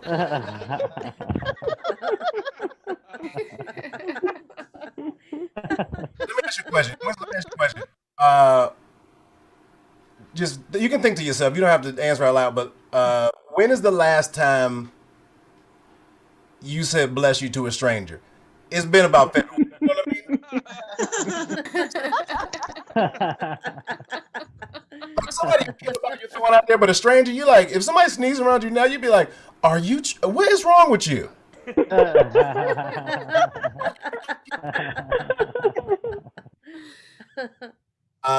6 months ago, I was in that. I don't know. I think everybody's kind of flipped. I don't know. Everybody's different. You know, you gotta know your audience. You gotta know your audience. Like anything, you have to know your audience. And I guess I don't know. I'm in this place of like, I'm trying to figure. God damn it! My dog just got in here. Leave. Hey, I'm back. Let's keep it professional. Like I just want. Do you remember 6-8 months ago when when you just all you did was cook because you were at home. You just cook. I'm just cooking everything, and then we finally got tired of doing dishes. So you're like, fuck it, I'm gonna roll these dice and order food. I'm just roll these dice. I can't keep on cooking anymore. I'm done with this, right? And finally, because I actually the commercials got better. I don't know if you like all the commercials like, oh, we're gonna do, we're gonna sanitize, we're gonna be better. Like Domino's had that one where it was like, hey, from now on, when after your pizza comes out the oven, nobody's gonna touch it. You're like, who the fuck was touching my pizza before? I was touching my pizzas after it came out the oven. I wasn't out here taking the pizzas at 400 degrees. And that makes you realize, like, for the last 25 years, they've been sending out pizzas out butt naked. There's just no line of defense. No line of defense. You just got that cardboard hinge and just on the way to your house with somebody just putting their hand directly on top of your pizza on that little ottoman. That's it. But now they put a safety. They call it a safety seal. They put a safety seal on it. It's a sticker. Don't call it something that. It's a sticker. It's on one side and sticky on the other. That's a sticker. 5 years ago, they was fixing streets. Get the crust right. Don't worry about the roads. Get the crust right now, Miller. All right, I think that's my time, y'all. Hey, man, once again, thank y'all for everybody what you're doing.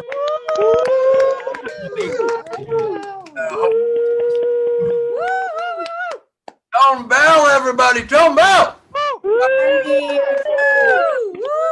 If you're a New Yorker, you know all about that cuchi frito, and it's all about having like that leftover oil that they never change out, so you get that real sabor. So maybe the pizza was getting licked or something in the past, and that's what made it taste so good. You don't know. You don't know. It's a special sauce. I love how much pizza has been talked about on this tonight. It is my favorite food. All right, we're gonna just let someone randomly into the call. But we're hoping it's Carrie Wash. Well, did I not say? Well, it's late now. It's too late. Herrera. Well, I got Carrie Wash. It could be anybody. There's a lot of Carrie Washes, I'm so Thomas sure. gonna pass away before the end of this. I tried. I don't know if you're still on here, busy. I tried to say hi, but I got randomly muted by the host. I think it was Ben. Oh, here's busy. It's not busy. Wait, is that Carrie? Busy Is is that Curry Wash? We add her. There we go. Oh, she's already been added. Hello. I'm not Kerry Washington, Rosario. You're not? So far, we've learned that you are not dead and you're not Kerry Washington. This is. I sort of sometimes wish I were either one. No! Just kidding, guys. Just kidding. It's all going to be better tomorrow. A very important message from another one of the amazing organizations helping make this event come to life. And we're going to go back to Alyssa Milano to share with us a few words about an amazing organization called Unify. Alyssa? Thank you, Ben. Well, as everyone can see, we've been working our asses off tonight to make sure that your voice is heard through your vote tomorrow. And it's 2020, so we all really appreciate the work. But that is just the beginning. So I want to talk to you a little bit about the deep-pocketed lobbyists and how, they don't go home after Election Day. So I believe that we shouldn't go home either. And, I totally get it. It's hard to know where to even begin to make this whole thing work for all of us. But that is where Unify comes in, and it's super cool. Unify is a nonprofit organization that brings all kinds of people together to reduce division and create a more equitable, resilient, and unified world. And when I say all of us, I'm talking a multi-generational, multi-racial, multi-ideology, everything community here. This is a space for you, and there is a space for you in Unified, no matter who you are. So through convenings, a neighborhood-based grassroots program, a leaders network, and issue-specific solution labs, Unify makes it easy for you to do anything from, I don't know, like starting a community garden to tackling big issues like climate change and criminal justice reform. So right after the election, Unify is starting a solutions agenda setting process, arming you to accelerate progress on the solutions to the key challenges that you care about. So to get involved, text VOICE to 5 205-0757 or go to www.unify, but spelled YOUNIFY.org. One more time on that code. There was an audio problem. One more time, Alyssa. On the code part, Yes, please. you can text voice to 508-205-0757 or go to Oh my goodness, if I get picked, I'm gonna pass out. www.unify.org. And Unify is spelled YOUNFY.org. And you could do it tonight. So just be proactive in trying to really unite the country, and go check out Unify. Thank you so much, Alyssa Milano. Awesome. That was so good. So Carrie Wash isn't here, but we have Carrie period. So or punto in español. Oh, look at this. Why don't you guys talk? Hi. Hi. Carrie Wash. I'm sitting in my car because I just got off the plane. I was in Michigan all day helping to turn out the vote. So I just got off the plane. I was like, Yes. amazing party before it's over.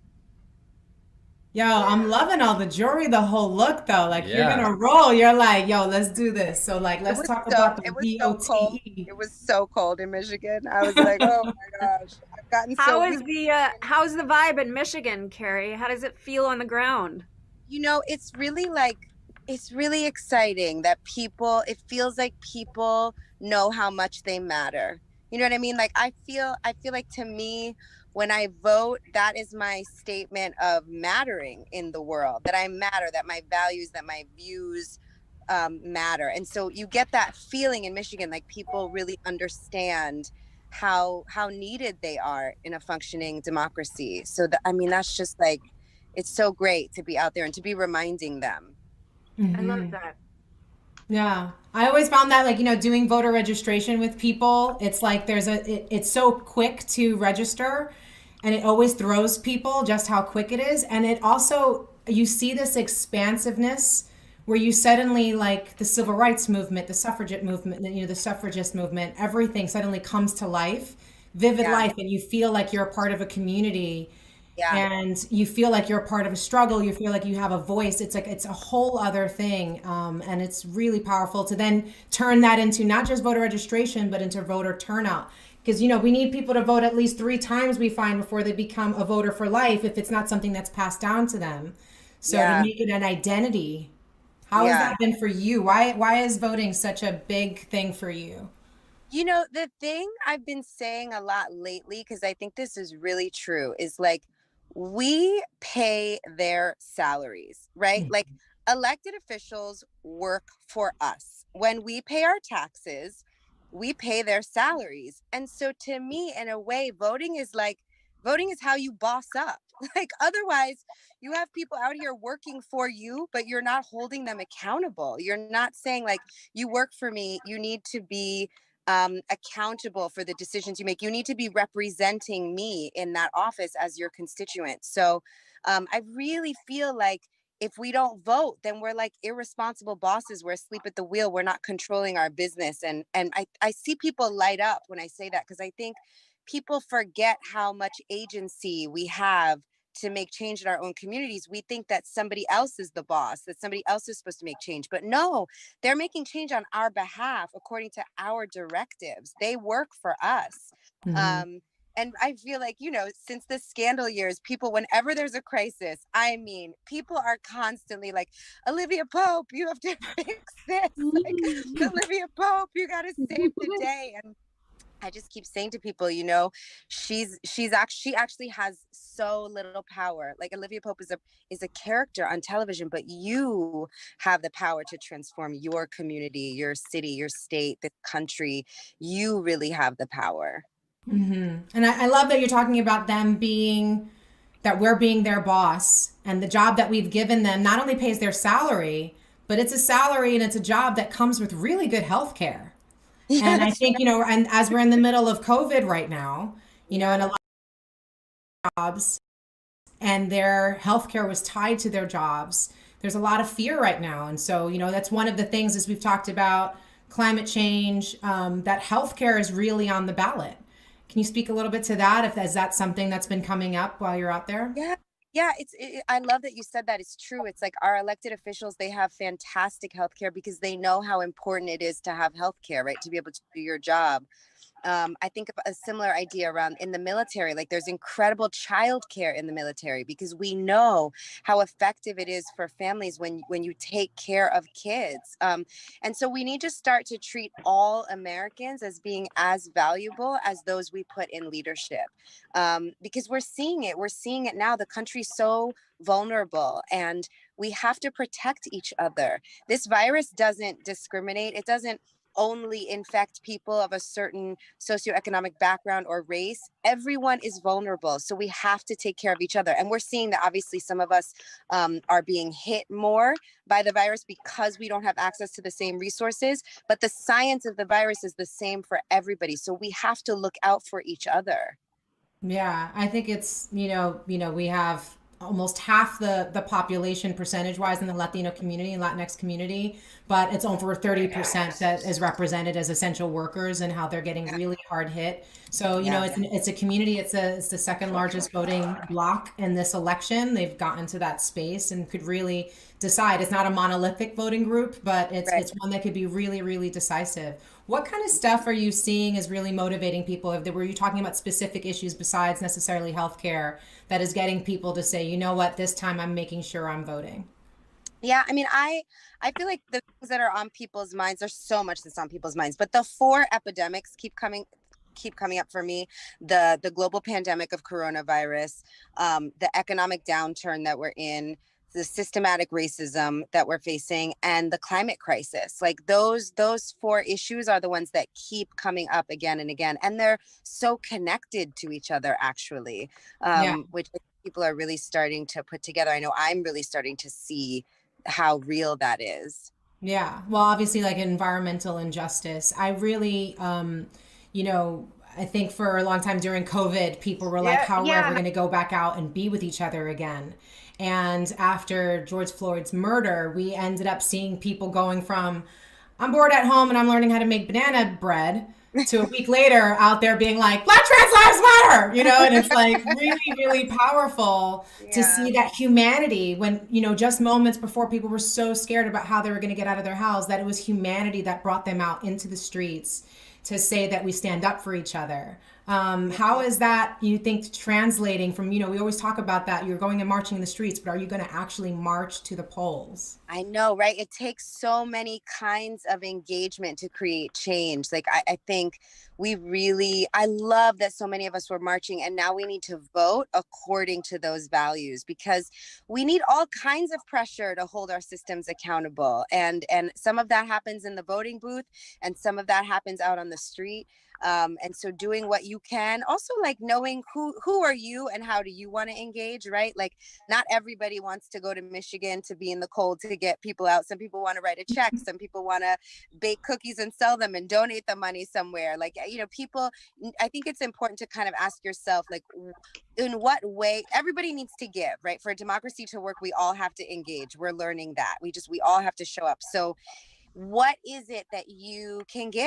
What's your superpower? What do you have to offer, and figure out how to lend that toward democracy? I love that came up a lot during Standing Rock about the keyboard warriors. Not everybody could actually get out to the Dakotas, but they could go out there and they could amplify it online. Yeah. Is there any hashtags? I mean, we're obviously pledged to vote. Every vote counts, count every vote. Any hashtags, any particular messages you think that should be amplified right now that could be encouraging for folks? No, you said them all. You said all the ones I've been saying, of course, because you're amazing. And this is amazing, by the way. I just want to thank you guys for doing this. This is so cool that you're giving people an opportunity to party and come together and like chat and play and meet each other. And it's so cool that you're doing this. But yeah, I just think everybody, you know what, I'll say this, like, we have all this research now that the impact that you or I can have when Rosario Dawson comes out and says, like, everybody vote, or Kerry Washington comes out and says, everybody vote, like, we can have a little bit of an impact. But the real person who can impact voting behavior is is you, all listeners, right? Like when people call their family members, their friends, their cousins, their roommates, when they say, I want you to vote, that has so much of a bigger impact than like somebody in the public eye, a celebrity says, I want you to vote. And so like to step into that power, even if you voted, to know that reaching out in that personal way can really be the change. It's really important that people get out the vote. These decisions, these margins are going to be very narrow. So make sure that you are encouraging people to vote in ways that reflect your values and theirs.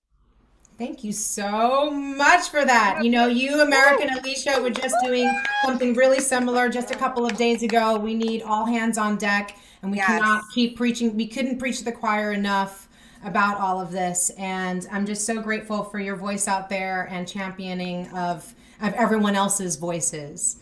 I love you. I love you so much. I love you so much. Carrie, I just have one question for you. Have you considered, in solidarity with DC getting statehood, changing your name to Carrie Washington, DC? Have you thought about it?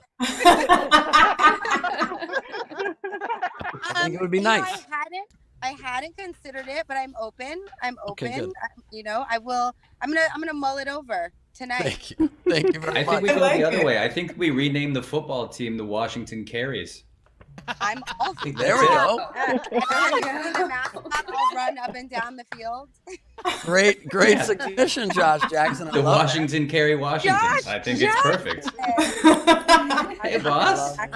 We also have a lot of great comedians joining us that I would love to bring into the conversation, but I'd like to first, and this time our Celebrity Video Bank will see the video because it's coming right through our Zoom, is we have a few highlights to share from the Celebrity Video Bank because we are now being joined by Sarah Silverman.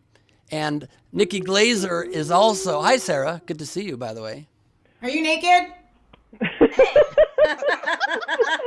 Who naked, Sarah? Well, you've been. Oh, not naked. She's not naked, she's fully wearing clothes. We can see you, yes. Who said, are you naked? Oh, Rosario, right here. I was very upset that I was left out of the naked ballot video.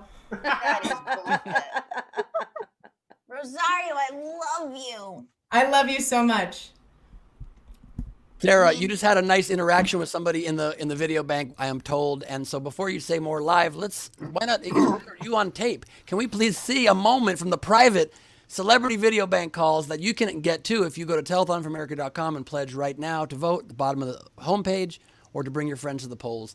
This is what Sarah Silverman talked about with one of our lucky voters who will be voting tomorrow. Here it comes. I've been hounding my friends and my family members, like, please, this is a huge election and Ohio's a really big state. You need to make sure we're all doing our part. And I wanted to make sure that I had enough time, especially with the mail-in ballot, because the world is crazy, that I could have enough time to turn it in. So I did at least 2 weeks early, counted it, make sure it was all tracked down, and we're all good to go. Awesome. And where are you in Ohio? I'm in Cleveland right now. Nice. Yeah. I was just there in August. Yeah. It's snowing now, so I'm sure you saw it when it was prettier than this. Yeah, it was hot. Yeah. I was in Yellow Springs and we went to, is Cleveland near Yellow Springs?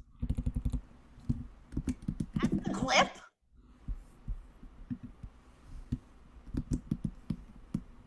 That was the clip? That was it. I guess so. I don't know. That was, I don't think they've seen your podcast and seen your clips because you can go in. Aaron Vaughn is dying. All of that therapy. I did like 4 of those, and that was like the first minute of it. That's the clip. Sarah, it's a tease. It's a tease. We want more people pledging to vote so they can get some of that. That was an ad for that? Focused and listening. That was not me at my best, and I'm sure every celebrity on here will do better than that. That clip was terrible. I'm sorry. My brain like grips onto something and it won't let go, but that was the clip. Someone's in charge of pulling a clip, and that was the clip they pulled. Yep. Of everything I said. Yep. Okay. Would it make you feel better if we fire the person? I'll fire him right now. I want them fired on the air. I want to see it. Yo, your pup is following your hands for that food so hard. Like, oh my God, I just love pizza. I was just talking about it today. Let's see if we have a better clip in our second attempt, and my hopes are not high. We have another clip starring Nikki Glazer. This will be probably hilarious. A very lucky Or vote. poignant. Please play this and praise God it's better. Let's see. I afterwards I was like I wanted to cry. I like went in being like, oh whatever, vote. Like I mean, I was excited, but afterwards it just felt. I think my mom and I hugged, which we hadn't touched in a really long time. So that was good that it got us to connect again. We haven't since, but yeah, it just felt so good. I'm so nervous about tomorrow, but this is a nice distraction tonight. Literally, like my anxiety this week has just been like. I know. What are you doing for it? What do you do when you get really like anxious? What are your coping mechanisms? I hold my cat and then just don't let go until things are kind of okay. And then I just fall into an internet rabbit hole until I like black out. Yeah. Just like you just like go on YouTube, like entertaining things or like disturbing news stuff. Like, are you staying away from news? I try, but then I'm like, I don't want to be uninformed. Where are you right now? Are you in your room looks so nice and goes, She did not want to be here. Fuzzy! Look how much better that clip was. Fucking clip. That was That's a great. clip. That's a That clip. was so much better. That had a cat. That was really better. The cat wins. Did you ever wonder, Sarah? Maybe it was you. Maybe we got great producers. Maybe you phoned in the beginning of your first clip and then you really got your stride afterwards. You know, that's true. But of the 4 meetings I had, maybe not the first 20 seconds where I'm like getting my notes and organizing things. I don't know. Maybe that's interesting, or maybe that shows my true self. You know, No, you're always very lovely. That on.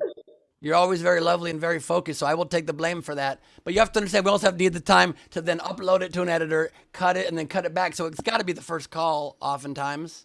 Yeah. To get on early. I'm just saying. Yeah. No warm-up times. I'm going to have several notes after this. You should see the chat. I'm going to take a look at the chat. They're pouring in. While you go look at that, let's throw to Ed Helms, who's going to give us a little word via video. He's here live with us. He's here live. Oh, is he live? There's Ed Helms right there. Yeah. Yeah, no, actually, no, I pre-taped all this. This is all pre-taped. So everything I'm saying is I pre-taped, and because I anticipated everything you were going to say, and I anticipated Sarah Silverman's amazing contribution to the history of video chatting. That was a phenomenal clip of Sarah Silverman. Sarah, I am inspired. I think I am moved, and I am deeply stirred, and I aspire to that. And don't you dare play a single clip from my chats, because they were worse than that. Every single one was worse than that.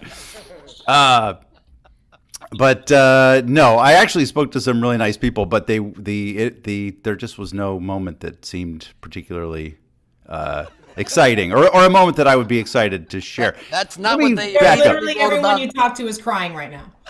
That's not.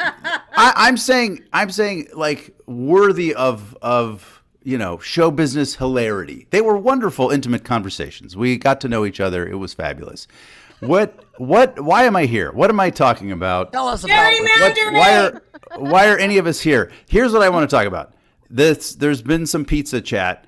It's very controversial. I have a very strong position that I want to put out there. I'm going to get a lot of hate for this, and I am willing to take it because there's a lot of stuff dividing America right now, and sometimes stuff's just too important. You got to take a stand. I think that Hawaiian pizza is awesome. I knew it. I knew you were going to go.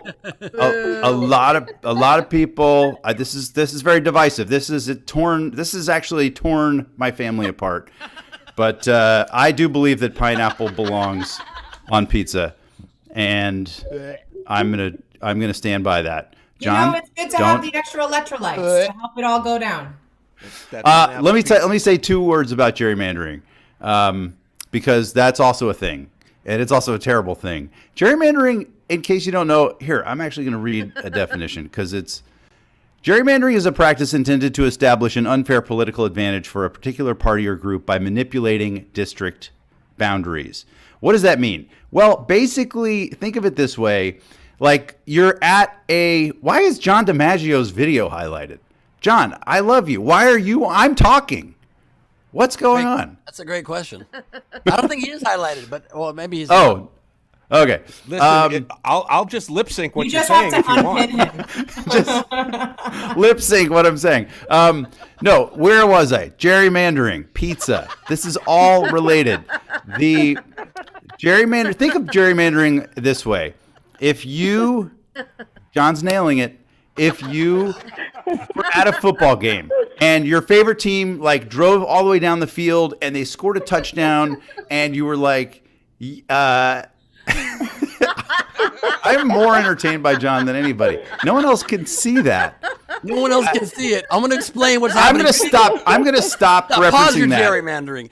I just spotlighted him. You don't update your Zoom, so that when you didn't update your Zoom, it jumps to all kinds of weird shit when you didn't update your Zoom. I'm blaming you, Ed Helms, and I'm blaming Sarah. I'm not blaming us. I'm not taking any of the responsibility on our shoulders.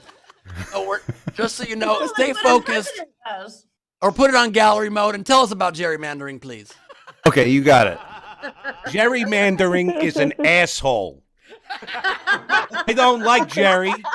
Gerrymandering. That guy is such a prick.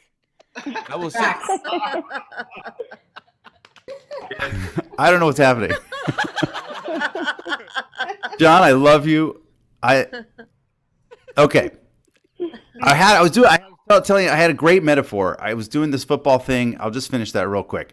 Let's say your favorite team scores a touchdown and you're like, yay, we got 7 points. We're going to win the game. And then the referee is like, actually, we redrew the end zone. And the place where your guy ran into the end zone, that's not part of the end zone anymore. And you don't get those points and you don't win. In fact, you lose. That's called, that's cheating. And that's what gerrymandering is. It's a terrible thing. All I'm saying is educate yourselves about this phenomenon because it's it is the opposite of democracy, and yet it is ubiquitous. Vote for the people who don't like it. There are some people who like it, and there are some people who don't like it. Vote for the ones who are going to get rid of it. And that's also why Represent Us is a phenomenal organization, because they are fighting gerrymandering tooth and nail. And so, yeah, there you go. I've taken up too much of your time. No, not possible. But that was really awesome. And I think that's really critically important. You got to think about exactly that end zone. Suddenly people just redrawing maps like this. So you got places like Iowa, which is a really particularly a big state in this election. And they have a lot of state legislature seats that are up. And if certain of those seats change in a different direction, we're going to have people exactly like you were saying who are going to be voting against that. And we might have fair elections then moving forward because they will actually represent properly the districts that people live in. So these are the kinds of things that are on the ballot. You know, when people talk about down ballot races and down ballot issues, these are the kinds of things that you can find that's happening in your state that you could be voting on that could be really instrumental in communities being heard moving forward. So thank you so much for that. Hey, right. I think what you said was even better. That's not right true. on. Thanks for having me. Ed, have you ever, Ed, can I ask you one quick pizza related question? Absolutely. Have you ever tried something, no one else that I know has done this, have you ever tried pizza with banana slices on it? Because I think it's fantastic. What are you doing? Cheese pizza. Yeah, that's It's sacrilegious. Ben, that's fucking sacrilegious. Nobody ever puts. This just got ugly. You just pissed the guy off from Jersey, for Christ's sakes. You never put banana or you don't put fruit on pizza. John? Ed, what have you done? No. John? Well, I'm sorry, Ed. Give it a chance. I've never had that, Ben. It sounds horribly disgusting, but I will try it. I will try it because I believe in fruit on pizza. I love a Hawaiian pizza. I will try anything, and I will put it up against any. John, you and I, we're all gonna you have have a to do is all you have to do is compartmentalize your mouth. I just saw Sarah Silverman nodding in agreement. Sarah, have you tried this? Are you open? I believe in fruit with pizza and fruit with cheese. I believe in cheese with bread, and I believe in fruit with cheese. So, No, that's fair. This is the 10 Commandments. That's These fair. these No, are Sarah's that's 10. fair. melted cheese over apples. Put it. But Raclette. best Yeah. pizza, taco pizza. All right. Muting. Know that Jackie Tone is here with us, and Jackie is in the state of Florida, an important swing state in this election. And I wanted to know if Jackie might be able to just perhaps improvise a song for us about elections or voting, whatever you can come up with. Of course, Jackie, one of the stars of the great show Glow on Netflix. Jackie, how are you, my friend? I am. Guys, I'm medium at best. Is anybody better than that? Oh. If you're better than that, something is wrong. I just want to second how deeply unfair I think it is that you showed that shit clip of Sarah, the funniest, hottest woman to ever live. That's fair. That is fair. Yeah, I'm going to tell the producers right now, can we get a better clip of Sarah Silverman, please, to redeem ourselves? Sabotage. Honestly, Sarah, it's full sabotage. I was like get on the edge of my seat, like, what's Sarah gonna say? And then I was like, that fucking was upsetting. I'm sorry about that. I don't know how it And I felt. don't have anything more important to discuss. Like, I don't even know what tomorrow is anymore because I'm that upset about that clip. Oh, can we maybe... What? Oh, I was gonna say, that said, I could sing you a song. Yeah, I would love if you could just improvise a song about elections, anything related to that, just to change the topic from the terrible clip if possible. Oh man. All right, here we go. 1, 2, 3. I want to check in and make sure that you remember Election Day's a day away, the 3rd of November. On the fence about voting? Okay, here's a hot take. This one's a kind of big one. Our democracy's at stake. When you do your civic duty, yo, nothing feels sicker. If you're not going to do it for yourself, then do it for the sticker. I cast my vote, I cast my vote, I cast it. Hot damn, now I can gloat on Instagram. Give me a hell yeah and some verbal affection. You're gonna play your part in this election. All ballots in the box, let's make some noise. We deserve to be heard, our vote is our voice. Hey. I know you have your reasons why you haven't partook, but I've heard every single damn excuse in the book. You say, I'm busy. Oh, you're busy. Oh, that brings me to tears. You can't find 10 minutes once every 2 years. You say, I'm undecided. Yeah, that can't be true. Just vote for a decent dude that values what you value. You say, what's the difference? Nothing's gonna change. But as you know, if you don't vote, you can't complain. And complaining is my very, very number one favorite part. You say, what does it matter? You give me a hell yeah. Some other affection. Hell yeah! Hell yeah! Hell yeah! Take your part in this election. All ballots in the box, let's make some noise. We deserve to be heard. Our vote is our voice. Now, I vote because I'm important and my opinion matters. I vote because I want to see the glass ceiling shattered. I vote because I want there to be clean air for my children. I don't have kids, but I would like clean air for your children. So get on the ball like volley or tether. I'll give you one word. Come on, let's say it together now. Vote. Hey, that's the one I was referring to. Vote. Hey, you have a choice. Vote. All right, I'm going to say it so many times. Vote, vote, vote, vote, vote, vote. Here we go. Bring it home. Give me a hell yeah. And some affection. Hell yeah! Hell yeah. Oh yeah. Hell yeah. Election. Hell yeah. Yeah. Box, let's make some noise. We deserve to be heard. Our vote is our voice. Our vote is our voice. Our vote is our vote. Damn! Oh yeah. I fully improvised, was not reading a text edit .rtf off my screen. Fully improvised. Freestyle! Hey, baby, freestyle! That was very good improv. Very, very good improv. Don't let your silence ring louder than your vote. Yes. Yeah. Oh my God. Why didn't you text me that beforehand? I would have put it. I got you, girl. I got you. Rosario, I think your friend Diane Guerrero is here with us. I don't know if she's available to join us right now and say hello. That would be awesome. We just did an amazing PSA together. Hi, Diane. Hi. Thank you for being here with us. How has your night been so far? I'm okay. I'm okay. I think we're gonna win. Yeah, that's what I'm saying. By we, you mean America. You mean America's going to win no matter what happens? Democracy prevails. No, I mean we're gonna win. Mankind, the human race will always end up on top. He's like, did I stutter? I am a host with certain responsibilities, and I think you know what I'm saying here. Okay, great. Have you talked to any voters so far tonight? No, I haven't. Oh, we got to get you in some calls as soon as this is done. Yeah, get me in there. I love that. Some video chats rather. So tell us, why is voting important to you? What does this election mean to you? And please be as nonpartisan as possible. What does this election mean to me? This election means life.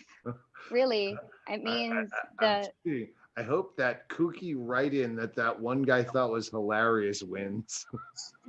Are you talking about Kanye West, Doug? That's Doug Stanhope joining us. Oh wait, you can hear me? Hey, You can hear me. I took an edible 2 hours ago when I thought I was going to be talking to people, and now I think.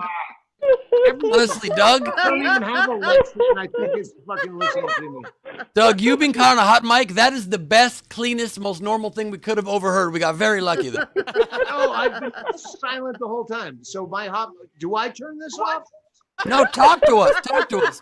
Okay. Stanhope, meet Diane Guerrero, Jackie Tone, Rosario Dawson. Hey, thanks for having me. I was terrified that you would go to me because I thought I was just going to be talking to voters in private rooms. Hey, there's Dom Herrera. Oh my God, Dom! Let's bring Dom in. Ron Paul stroke. I love it. I love it. So the only thing I want to tell you this: every one of you has a stupid friend, at least one, that will do whatever you tell him to do. So just tell all your dumb friends. The dumbest of you listening has dumber people that will listen to what you say.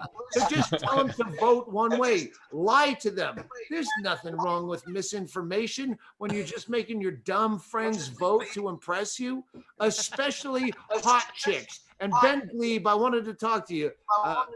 Just told the guy in a voter room, when Alyssa Milano is talking about all the trolls that fuck with her and say the most horrible thing, at the same time, I was stopping myself from tweeting how hot Melissa Alano is, because I thought I'd get more in trouble for talking about her appearance than all the fucking trolls that call her a libtard or whatever.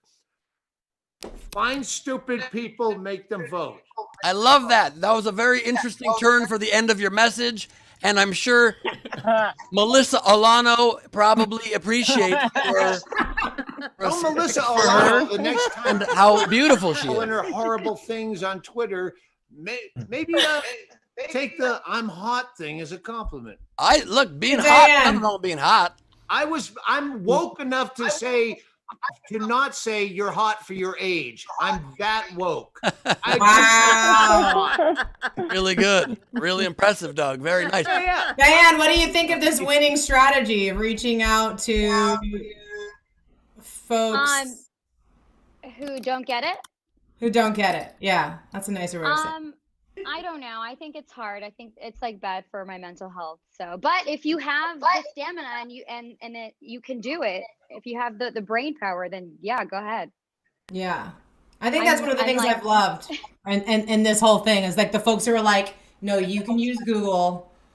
step away from me. And the other folks who are like, I'll answer, I'll be the black friend online for you to answer this particular question or Yeah. woman's question or whatever it is. I'd like to bring in for. participate Oh, in sorry. our own special way. Oh, sorry. I was just saying that we all can participate in our own special way. Absolutely. Yeah, I'm really cool in the chat, Diane. Oh, that is Diane, true. I want to say, you've been. I love the video you just did recently on Measure J. I obviously really appreciate the PSA that we did together. It was like a sexy voting PSA about safe voting, safe consensual voting. And I just want to say you've really leaned in, particularly and using your voice, maybe not targeting low information voters as instructed, but just really reaching out and just using your platform to really educate people and give people access and to break through all the noise and misinformation. And I just want to say thank you.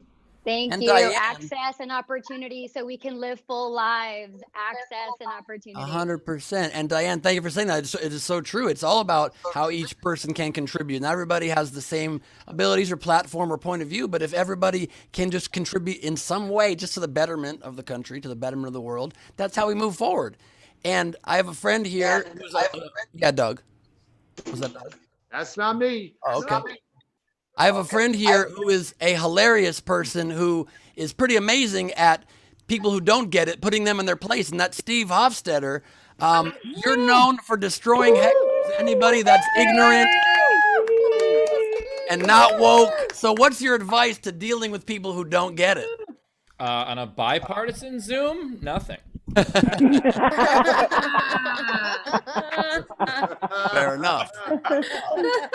Well, no, right now I'm actually still an undecided voter because I desperately need attention. I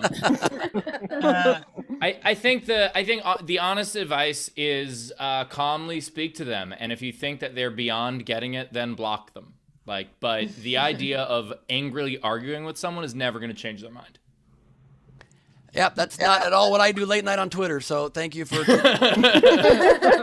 years of my life. That is very painful to hear. Me neither, Ben. Me neither.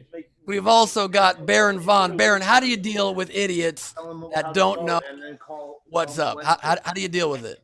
I am way too busy trying to figure out what Doug is saying. No, how do I deal? Well, I mean, I just stopped going home. Is to my mother's husband. If you can tell, he's been in my life since I was a single digit age. Still refer to him as my mother's husband. Call him by a first name. No, you can only talk to people to a certain extent. You know what I mean? So it's like you have to have empathy and you have to have understanding. But the fact of the matter is that people gonna do what they gonna do, and if you can't bring them to the quote unquote light, then perhaps you gotta go back into the dark. That's what I do in the bed, and I put my head under the covers. Okay, so then let me get some advice from one of the legendary comedians who is more empathetic than anybody I've ever known, Mr. Dom Irera. Dom, how do you deal with idiots, people that don't see it the way that you really see it? Where'd you go? You disappeared on me? There you are. This woman right here. What a great voice you have. Cause she Whoa, thanks, Dom. That means a lot to me. I've loved you since I was a kid. Hey, dude. You don't have to hurt me now. Love you since my grandfather used to take me to see you. What happened? I was singing at Kanye West. Dom, I have a serious question for you, Dom. Yeah, serious. This is 2020. It's the 100th anniversary of women gaining the right to vote in 1920. So especially this year, we hope we get a historic turnout among women in this nation to just prove how y'all are taking things over. The future is female. I see it on T-shirts everywhere. What was it like being there on that historic day in 1920, Dom? Well, it's funny you should say that because I was in a hate group then, and I got look at all this love here. Oh, you guys, you have so much energy. Anything for people except dinner. That's it. You like that energy to give. I don't have. Sarah, you have it. You actually think about people. I don't give a shit. But Don, tell them I tonight I also- care. Tonight, seriously, after seeing you people who came out, Adam, in one of his disguises, I still recognize him. And Doug, always a sweet thing, always a good-hearted Doug. And I see Adam you guys. Ray right there. Hey, Adam. Adam Ray. Adam, you're in Australia right now shooting a movie. Is that correct? Or TV? Oh yeah, it's normal life down here. You can not wear a mask and see someone on the street, and you can see their face as they go across the street. To you. Amazing. You're shooting a movie on the life of The Rock. Is that correct? Yeah, a TV series on the life of The Rock. Yeah. Because that's I think when push came to shove, everybody was like, how can we? What's the best way to distract us all? I'm like, let's find out. Adam. How grew up. Yeah. Adam, tell them about your aunt. Adam, tell them Tell about them your what? aunt. About your aunt. Don loves. I have a 96-year-old aunt named Shirley. He's just looking down. He's just heavy lids. Doug, so we still hear Shit, something. I'm on it. Yep, still on. I was taking back everything I. Now we spotlight you. Now you're muted. All right, we got to end this. It's really nice talking to you guys. We have to move on to another thing. Our host, Rosario Dawson, the lovely Rosario Dawson, has got to talk to you about how you can get a ride to the polls if maybe you can't afford one. Rosario, please take it away. Yes, thank you. Though I was really wondering where that was going. I co-founded a voting organization called Voto Latino in 2004. This year, we crested over 1 million people that we have registered. We helped to co-found National Voter Registration Day. And, in this election alone, we've registered over 260,000 people in Texas. So we're always about it. We're a year-round organization, and we have grown to have some really amazing partnerships over the years. And one of them is with Lyft.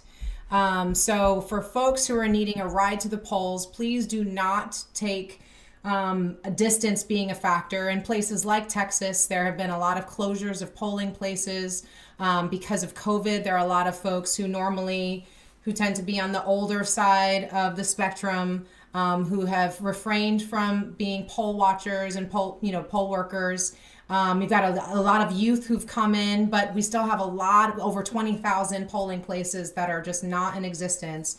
And so for a lot of people have to go a really far distance. So you can use discount code 2020VOTE for 50% off of a Lyft ride. So 2020, the number's 2020VOTE, and you can get a 50% discount on your Lyft ride.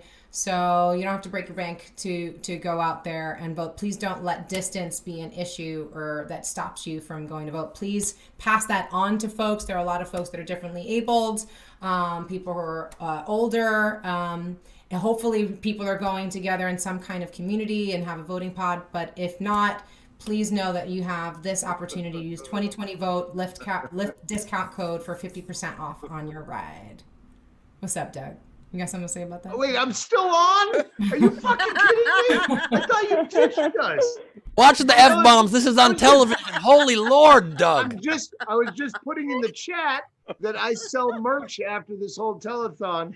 If you want a Doug Scano pint glass or something. Doug, We're looking not at the making any money on this telethon. Neither are you. Okay. Correct. But I am Also, Doug, looking at the way you look I'm right now on the literally physically outside of this chat at a table, a folding banquet table, and I'm selling the photos. I do 8x10 photos of my younger years. I have VHS tape.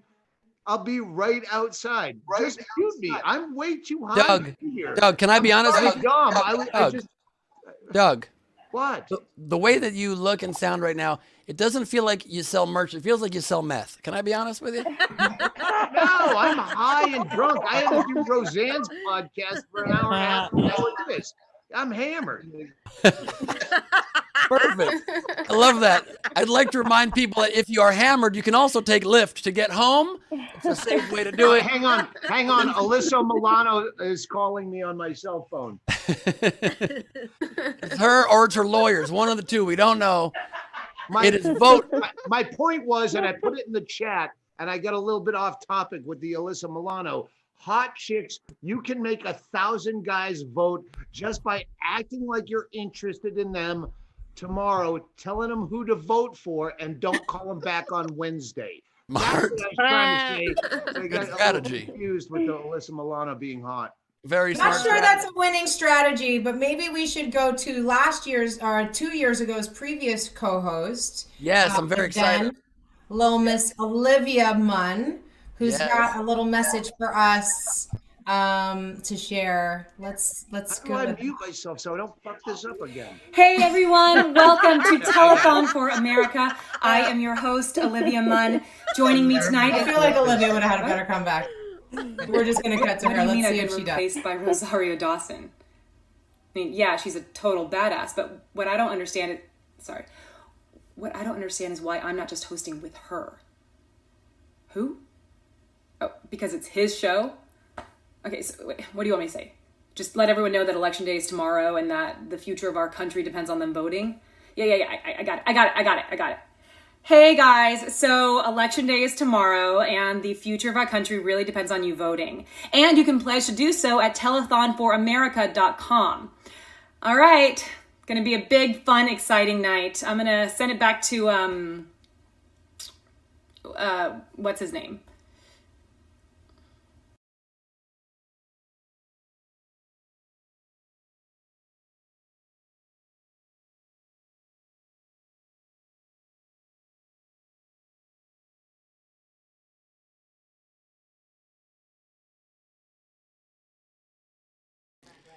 That is hurtful. Honestly, it's a little hurtful, okay? Because I thought we were very close, and whatever, it's fine. My dear friend Brad Williams is here, or maybe he barely remembers my name as well. How you doing, Brad? You're muted, Brad. You're muted. You are muted. Something we wish we could do with Doug Stanhope, and we can't. We can only mute Brad Williams when we want him to talk. Hey, buddy. Yeah, how you doing, Richard? Doing good. Love it. Are you voting tomorrow, or have you already voted?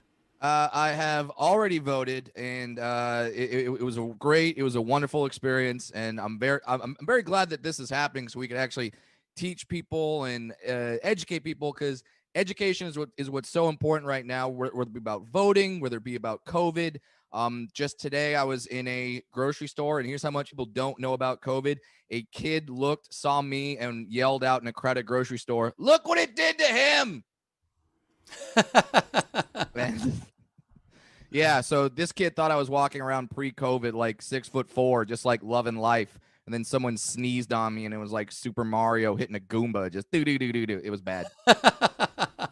I love it. I love it. Well, thank you for being here, Brad. Have you been going into breakout rooms and talking to voters? Yeah, I love talking to people. I love seeing people's homes. It's very creepy. I thoroughly enjoy it. Some people have way nicer homes than me, and now I'm incredibly jealous. It happens, my friend. It happens. Well, thank you for being here. We're going to get you in some more voting rooms, some more voter rooms with all of you as well. But I'd like to now. Fortune Feimster, and I recently got married to my partner of 5 years during a pandemic in a tiny ceremony while our parents watched on Zoom. Now, I had always planned on marrying my amazing partner Jax, but we never anticipated doing it so quickly. However, after the death of Bader Ginsburg and the probability of a 6th Street conservative Supreme Court, which is now a reality, we felt like we had no choice, and we wanted to get married while we legally were within our right to do so. Now, hopefully, marriage equality is here to stay, but it is certainly being threatened. In fact, the rights of the LGBT community are being threatened in general, just by the direction that this country's been. And we refuse to let hate win, because love will always prevail, my friends. It will. Love will prevail. Ice cream will prevail, unless you are lactose intolerant. And in that case, I'm so very sorry for you. But listen, I'm a comedian. That's what I do. And I love nothing more than to be here tonight and make all of you laugh, tell some funny jokes. But it's the biggest election of our lives. And I'm here to tell you that you all have to take this seriously, because equality is on the ballot this year. So many things are. It's 2020, and it's time that we let love wins. So don't screw this up. America, get out there and vote. Then get you some ice cream and dance. Because you earned it. Woo! Shoulder shimmy. Flip your hair. Whatever you want. Just go vote. Woo! Hey folks, Ray Romano here. I'm in my house. It's Sunday. It's the middle of football. My identical twin boys, they take over my office to watch football. They kick me out. I think their team's lost already. They're a little upset, but I don't care. I'm going to crash because I need to find out something important. Look at these guys. Look at these guys sitting in my office all day. Matt, I got a question for you. What are you going to do Tuesday? I'm going to vote on Tuesday. Greg? Going to vote? There you go. That's why I let them get away with this stuff, because they're doing the right thing. And we all should. Go to America. Go to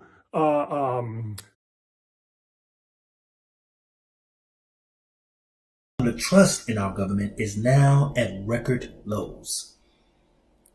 The United States is currently near the bottom of the list, number 26 out of 32 leading democracies in the world for voter turnout. And with an anti-democracy decade that started with the Supreme Court's 2010 Citizens United decision and continued with its 2013 Shelby decision, my generation is the first to witness America become less democratic, forced to contend with the outsized influence of corporations and big money in politics, and the most voter suppression since the Jim Crow era. This is why Represent Us exist. We've been quietly building a fiercely nonpartisan grassroots movement of people, conservatives, progressives, and everyone in between, who are putting aside their differences and changing laws that seem wonky but have a profound impact. Anti-gerrymandering, removing barriers to voting, campaign finance reform, and ranked choice voting, among others. Why? Because if it isn't already obvious, corruption thrives in a broken system. Extremism thrives in a broken system. Racism thrives in a broken system. Authoritarianism thrives in a broken system. But here's the good news. Our movement is catching fire. In 2018, we won more pro-democracy and anti-corruption reforms at the state and local level, in red and blue states alike, than at any point in U.S. history. And there are even more of these reforms on the ballot tomorrow, be it ranked choice voting in Massachusetts and Alaska, anti-gerrymandering in Virginia and Missouri, or campaign finance reform in Oregon and Alaska. So join us in this chiefly intersectional movement of movements to unrig the system before it's too late. Thank you, and may the better angels of our nature prevail once again.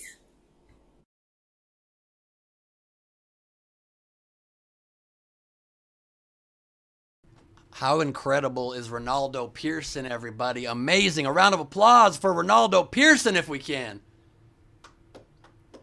Nobody? Just one? Okay, fair enough.